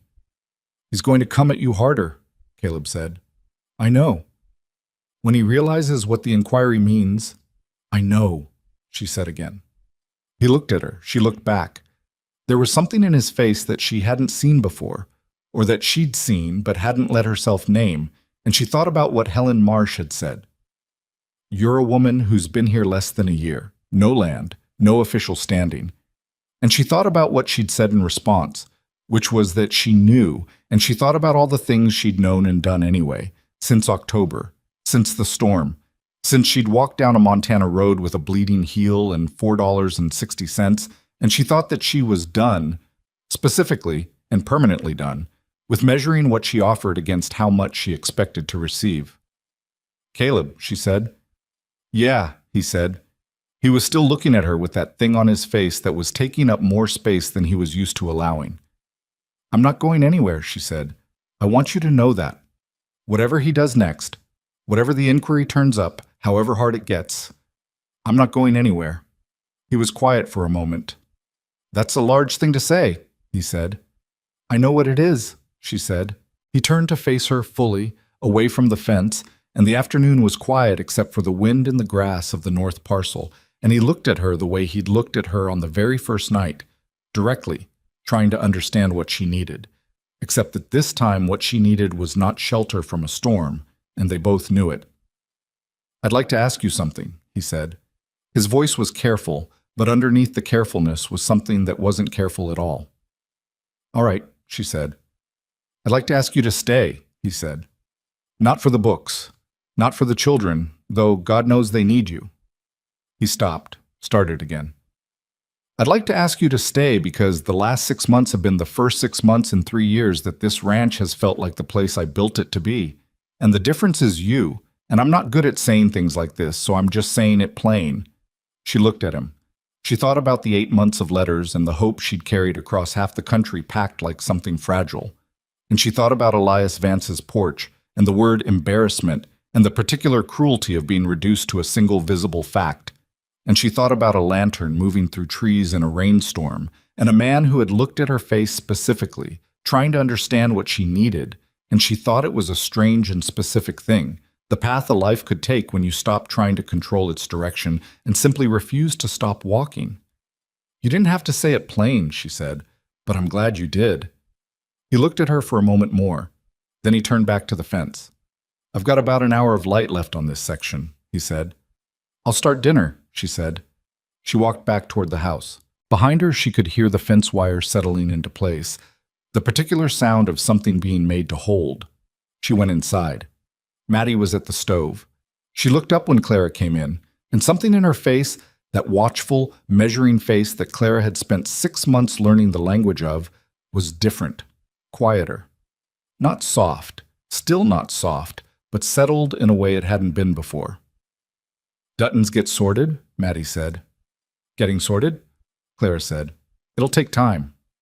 Maddie nodded. She handed Clara the spare spoon without being asked, the way you hand something to a person who is going to be where you are for a while, and turned back to the stove, and Clara stood beside her and they cooked dinner together in the warm kitchen while outside the afternoon finished its business, and the children found their way back from wherever they'd been, and the north parcel lay green and holding under the Montana sky. The territorial inquiry took 11 weeks. Clara knew this because she counted them, not obsessively, not with the kind of anxious daily marking that fear produces, but with the practical awareness of someone who understood that 11 weeks was also 11 weeks of Elias Vance knowing the inquiry existed and having time to respond to it. She did not make the mistake of thinking that because the machinery of the territorial office was now moving in the right direction, Vance would simply wait for it to finish. He didn't. The first thing he did was quiet. She only learned about it secondhand through Helen Marsh, who heard it from Ainsley, who heard it from a man who did business with Vance's operation. Vance had begun making approaches to the two families Helen had identified as the next most likely to come forward about Price's filings. Not threatening approaches. He was too careful for that, but financial ones. Offers to purchase disputed parcels at prices that were below fair value but above nothing, which was what those families feared they might end up with if the situation dragged on. It was a reasonable fear, and he knew it was a reasonable fear, and he was using it the way he used everything, carefully, with the appearance of doing someone a favor. Clara heard this and sat with it for a day. Then she rode out to the first family, the Reinholds, herself. Mrs. Reinhold was a woman in her mid-60s who had been running the property alone since her husband died 2 years prior, with the help of her adult nephew, who came when he could and left when his own family needed him, which was often. She was not a woman who wasted words or sentiment, and she received Clara at her kitchen table with the wariness of someone who had already been visited by one persuasive person this week and was not certain what category to put the second one in. Clara didn't try to persuade her of anything. She put the documents on the table, her notes on the Reinhold filing, the statutory language, the parallels she'd drawn between the Reinhold situation and the Dutton situation. And she walked through it, and she told Mrs. Reinhold exactly what she had, and exactly what she didn't have, and exactly what the territorial inquiry might produce and might not produce, and how long it might take, and what Vance's offer represented in terms of the land's actual value. When she was done, Mrs. Reinhold said, "You're not telling me what to do." "No," Clara said. "Most people who come out here tell me what to do." "I imagine they do," Clara said. "But it's your land and your decision, and I'm not in a position to make it for you." Mrs. Reinhold looked at the documents for a moment. "What would you do?" she said. The same question Garrett Dutton had asked her in Billings. "I'd wait for the inquiry," Clara said. "But I'd also document everything Vance has said to you and when he said it and who was present. Not for right now, just so you have it." Mrs. Reinhold looked at her with the particular assessment of an older woman who has spent a lifetime calibrating the trustworthiness of people who are trying to help her. "You're the woman from Hawthorne's ranch," she said. "Yes," Clara said. "The one from Ohio?" "Yes." "Vance sent a letter about you to the paper." "He did?" Mrs. Reinhold nodded slowly. "My husband read that paper every week for 30 years, she said. "He always said the anonymous letters were the most interesting ones because they told you more about who wrote them than about whoever they were written about." She folded her hands on the table. "I'll wait for the inquiry." The second family, the Pierces, who ran a small sheep operation east of the Dutton property, were harder. Thomas Pierce was a man who had been frightened for long enough that the fear had calcified into a kind of permanent bracing, and he had a wife and 4 children, and the prospect of losing land was not abstract for him. Clara sat with both of them for 2 hours, and she did not minimize what they were facing, and she did not promise outcomes she couldn't guarantee.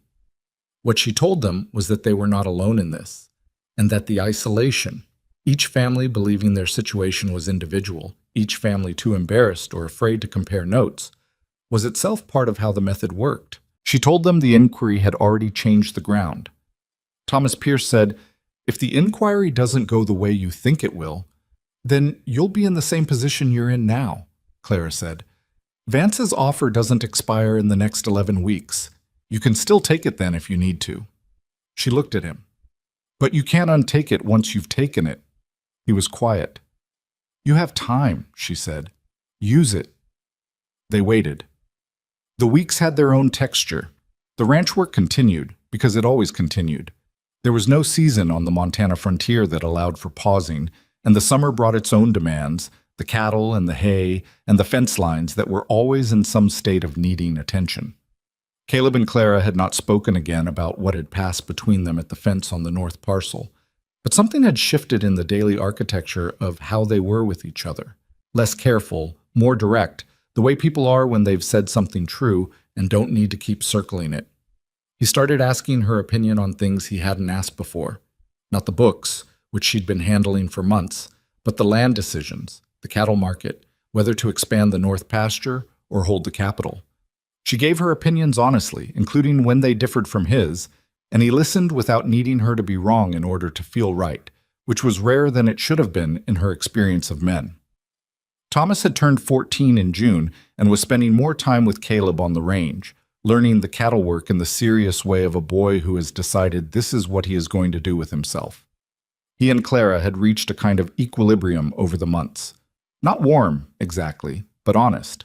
He asked her once, working through an arithmetic problem she'd set him, why she knew so much about legal documents.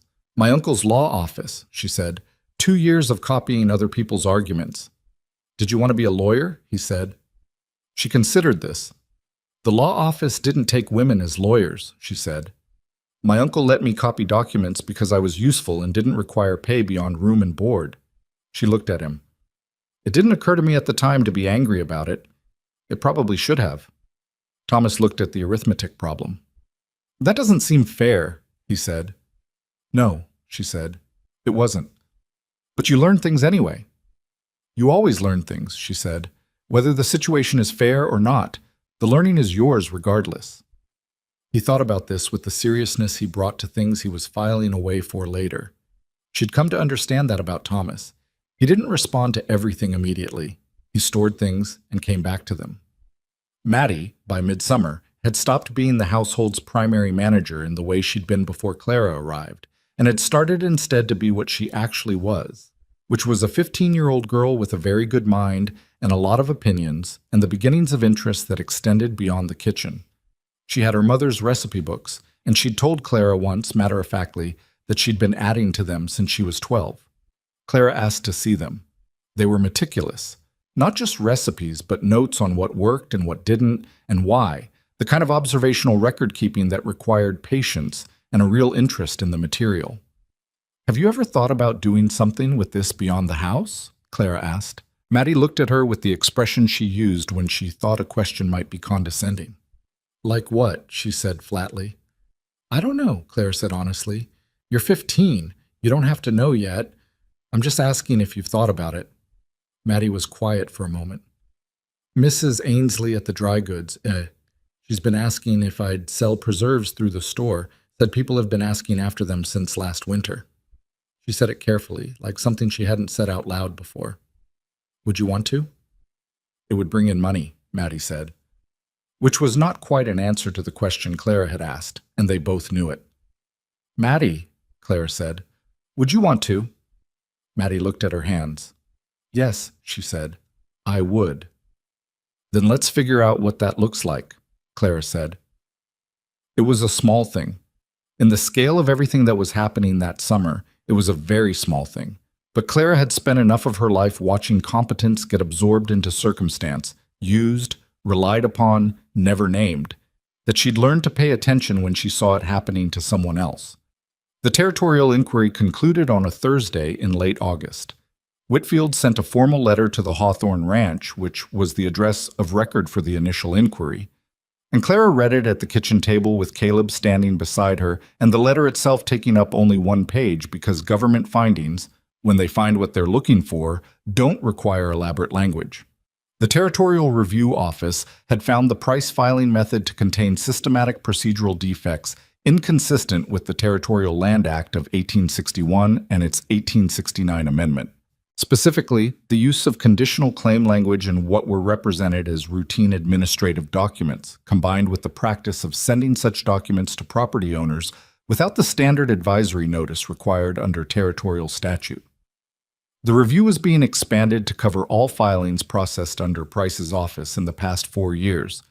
Price had been suspended from his position pending the expanded review. Any land claims derived from the defective filings were suspended until each case could be individually reviewed. Clara read it twice. She set it on the table. 4 years of filings, Caleb said. Yes, she said. He was quiet for a moment. Then he said, Is it over? The inquiry part is over, she said. The review of individual cases will take time.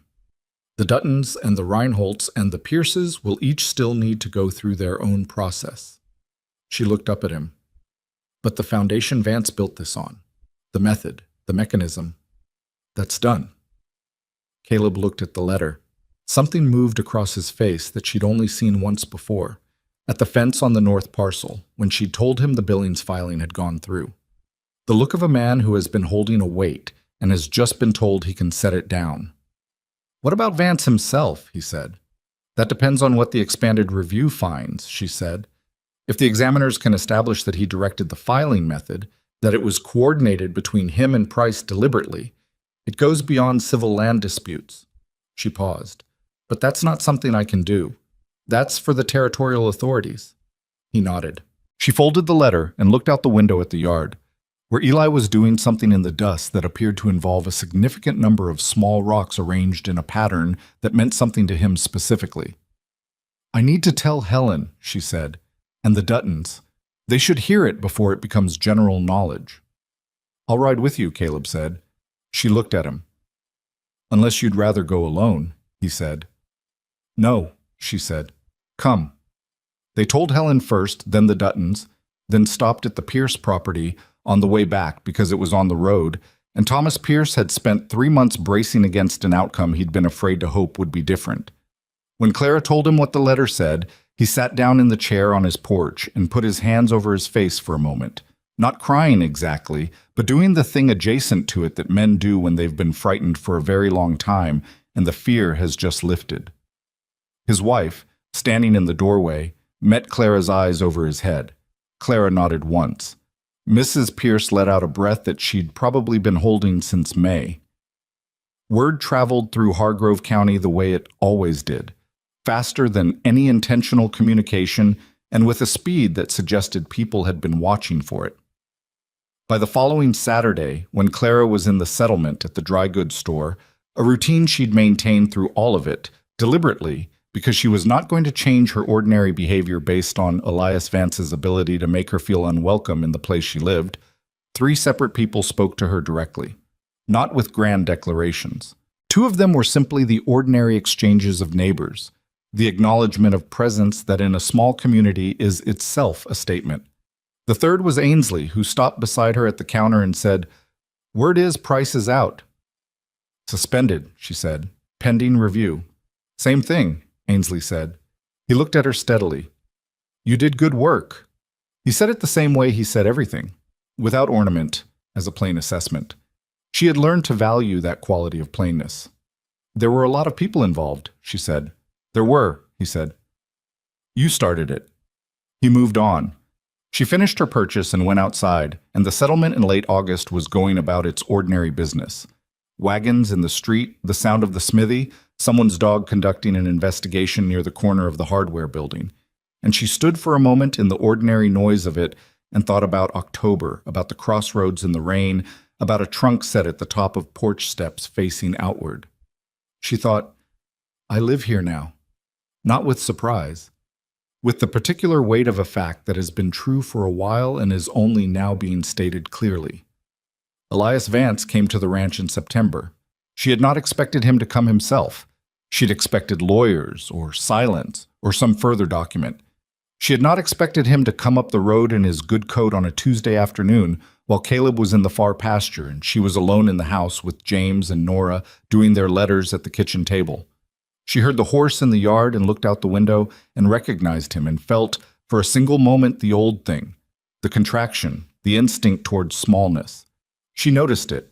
She let it pass through without following it anywhere. She told James and Nora to keep working, and she went outside. He looked different than he had in May, in the dry goods store. Not smaller exactly, but less certain of his dimensions. The suspension of Price and the inquiry had cost him something she could see on him but couldn't quite name. The particular deflation of a man who has been operating from a position of invisible power and has just had the invisibility removed. "Mr. Vance," she said. "Miss Whitmore," he said. He'd never used her name before. The usage felt deliberate, like an opening position. "It's Mrs. Hawthorne," she said. He looked at her. Something shifted in his expression. Not surprise exactly, but a recalibration. She and Caleb had married quietly in July, at the settlement office, with Helen Marsh and Robert Ainsley as witnesses, and Maddie and Thomas and all 5 of the younger children present, and Eli had fallen asleep standing up during the paperwork portion and had to be caught by Thomas, which had made the whole thing feel more like them than a formal ceremony would have. "I wasn't aware," Vance said. "There's a lot you weren't aware of," she said. "What can I do for you?" He looked at her for a moment with the expression of a man composing himself. "I've had counsel advising me on the territorial findings," he said. "I wanted to speak to Hawthorne directly." "Caleb is in the pasture," she said. "You're welcome to wait or come back. But if you have something to say to this household, I'm the person who runs it, so you can say it to me." He looked at her. She had thought sometimes about what this moment would feel like. Facing him again, not on his porch with her trunk pointed outward, not in the dry goods store with other people watching, but squarely, in a position she'd built herself. She'd thought it might feel like triumph, and she'd been a little suspicious of that feeling because she'd learned to be suspicious of what feels like winning when the other person hasn't finished playing. But it didn't feel like triumph, it felt like standing on solid ground. That was all. The ordinary security of knowing where your feet are. "The territorial review is going to take time," he said. "There are parties involved who might benefit from reaching private resolutions before the formal process concludes." "Meaning what?" she said. "Meaning some of the land in dispute could be returned to prior holders voluntarily, without waiting for the review findings. In exchange for what?" she said. He looked at her. "In exchange for not pressing the question of how the filing method was originated." She looked at him for a long moment. "You want the families whose land was taken to accept its return as a private settlement," she said, "in exchange for agreeing not to pursue the question of who directed Price to develop that filing method in the first place." He said nothing. "You're afraid the expanded review is going to find the coordination between you and Price," she said, "and you want to offer enough to make the people who were harmed willing to stop before it gets there." His jaw was tight. "I'm offering a resolution that serves everyone." "It serves you," she said. "The families whose land was taken are already going to get their land back through the review. What you're offering is a faster version of what they're already going to receive in exchange for protecting you from what comes next." He was quiet. "I won't carry that offer to any of the families," she said. "If you want to speak to Caleb about our specific situation, he'll be back by evening. But this conversation, as it stands, is over." He looked at her. She could see him calculating what he had left to work with, which directions remained open. She'd seen that calculation on his face in the dry goods store, and she'd seen it in the 1873 document he'd had Price carry to the ranch as a routine formality, and she recognized it now as the face of a man who has built everything on angles and is running out of them. "You're a stubborn woman," he said. "It was supposed to be cutting. It landed flat." "I've been told," she said. He turned his horse and went back up the road, and she watched him go. And when he was out of sight, she went back inside, where James had finished his letters and Nora was working on her numbers, and the kitchen smelled like the soup she'd left on the stove, and she sat down at the table and said, "How are the 6s coming, Nora?" "They're hard," Nora said. "They are," Clara said. "Show me where you're getting stuck." When she told Caleb that evening what Vance had said, he listened all the way through without moving, and then sat back in his chair with the careful stillness of a man deciding not to go somewhere his anger was pulling him. "He came here," Caleb said. "Yes." "While I was in the pasture." "Yes."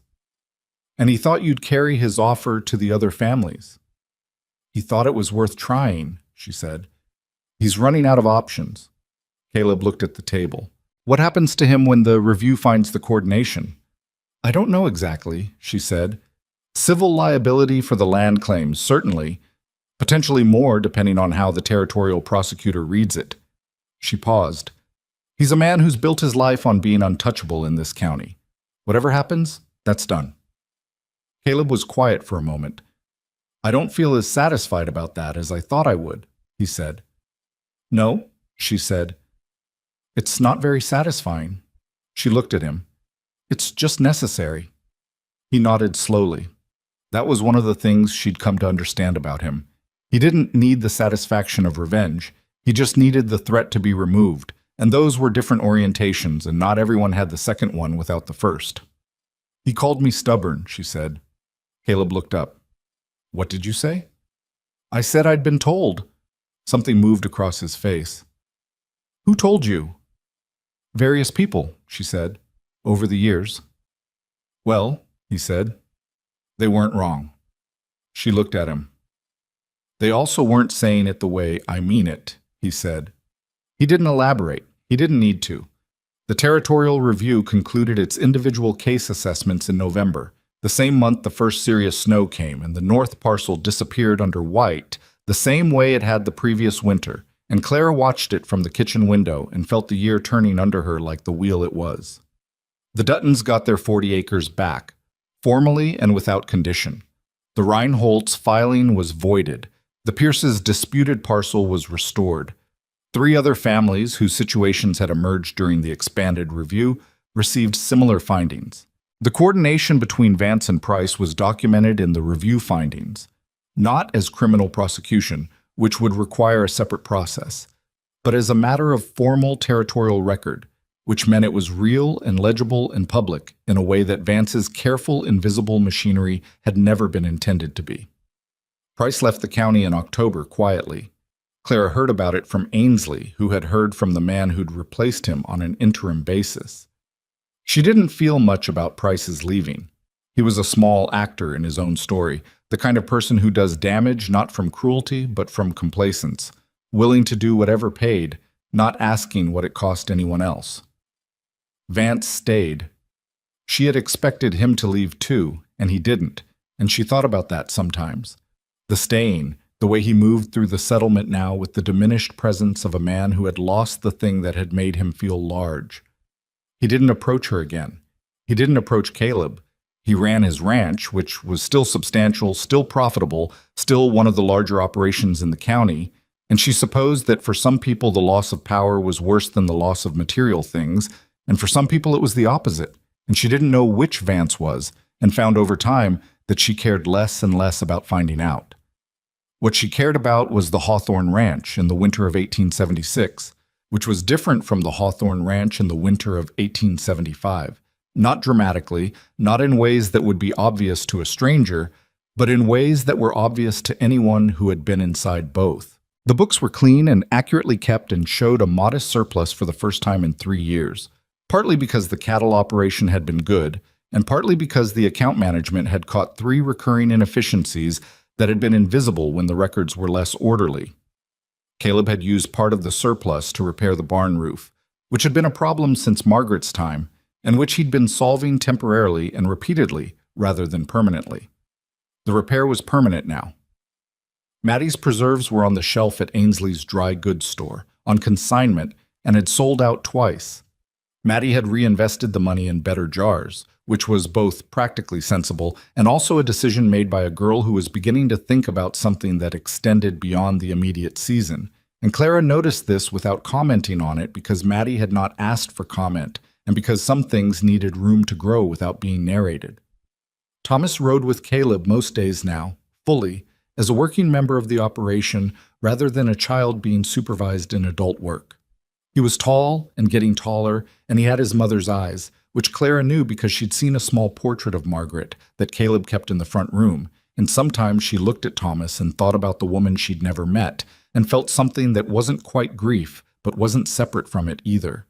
The acknowledgement of a presence that had shaped everything she'd walked into all those months ago in the rain. Bess was 11 and had decided that she wanted to know about everything, which was an excellent quality that made her exhausting company And she had taken to following Clara around during the daily work with a continuous stream of questions that ranged from the practical to the philosophical, without any apparent transition between them.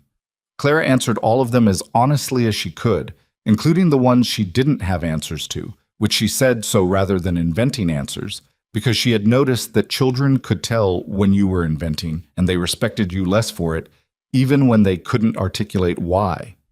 James was 7 and had turned into a reader, which had surprised everyone, including James.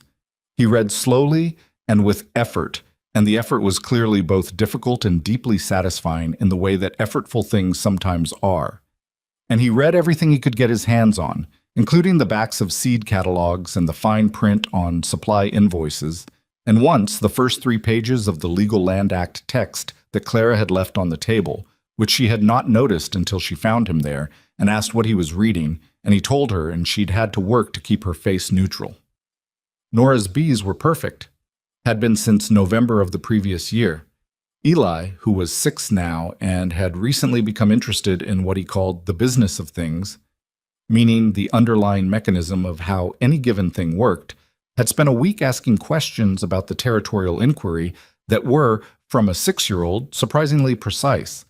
He wanted to know who decided the rules and why the rules worked that way, and what happened if someone broke them and who made the person who broke them stop.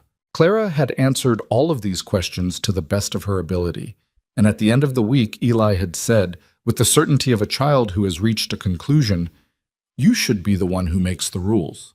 She had laughed, a real one, the kind that comes before you can think about whether to. "I don't think that's how it works," she said. "It should be," Eli said, and went back to the rocks he was arranging, and Clara had sat with that for a moment in the way you sit with something said without guile that lands more squarely than most things said on purpose. On a Saturday afternoon in late November, Clara was sitting at the kitchen table with the account books. The quarterly summary, the one she did every 3 months to give Caleb a clear picture of where they stood. When Caleb came in from the cold and poured himself a cup of coffee and sat across from her without speaking, which was ordinary, and then sat there without speaking for longer than usual, which wasn't. She looked up. He had the look he got when he'd been thinking about something for a while. Not troubled, but occupied, working something out. "What?" she said. "I've been thinking about the Duttons' east parcel," he said. She waited.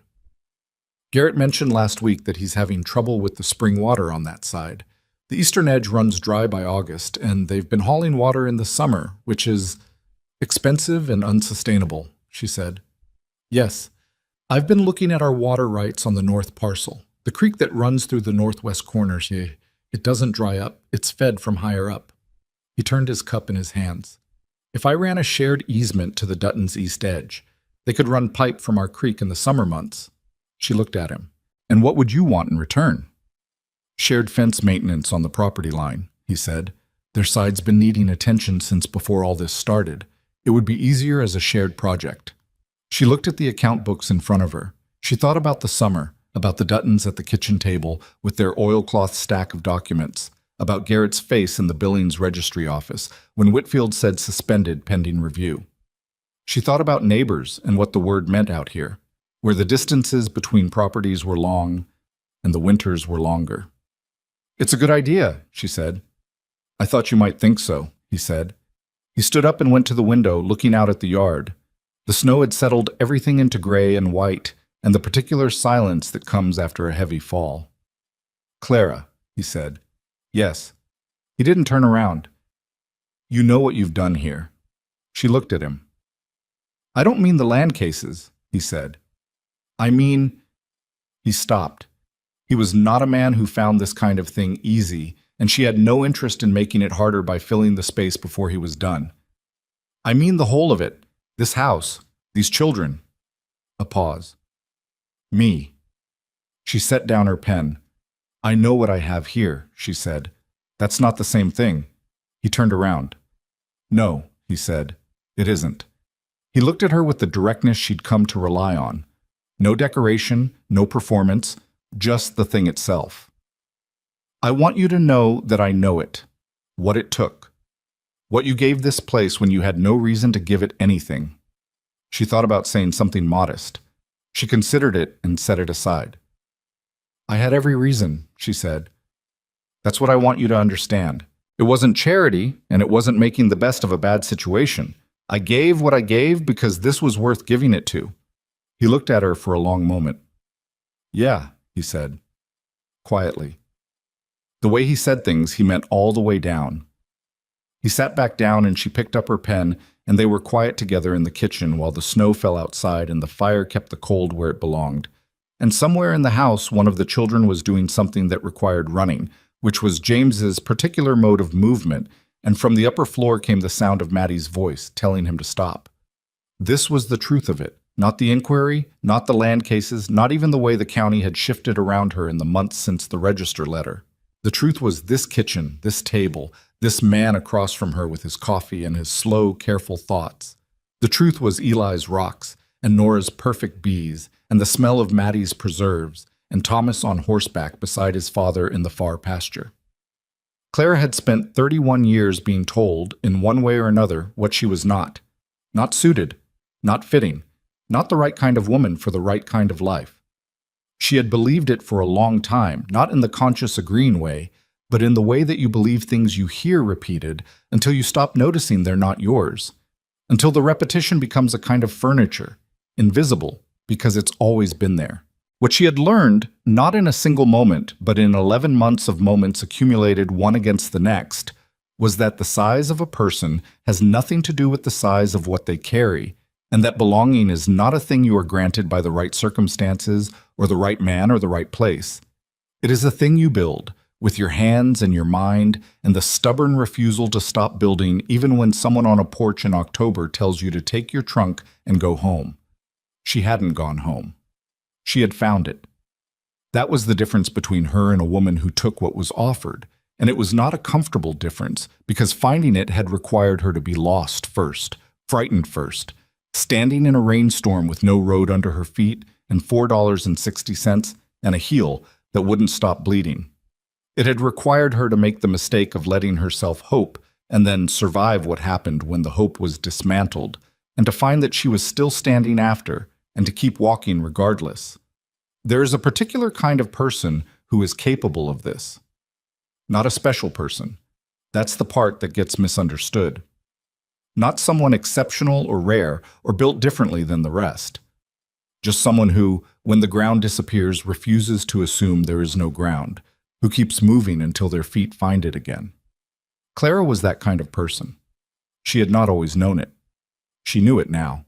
She finished the quarterly accounts as the light outside went from afternoon to early dark, and she called the children to the table, and there was the noise and negotiation of 7 children sitting down to dinner, which was never orderly and probably never would be.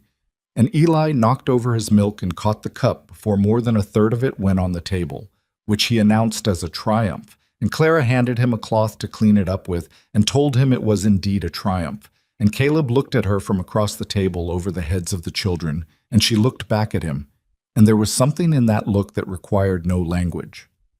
Outside, the Montana night was cold and clear, and the stars over the Bitterroot foothills were the kind of stars you can only see where there is nothing between you and them.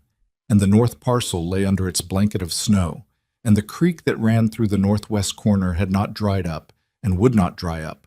And in the spring there would be work to do, fence line to share with the Duttons, and water to run east, and accounts to keep, and children to teach, and cattle to manage, and all of it waiting with the patience of things that are genuinely worth doing.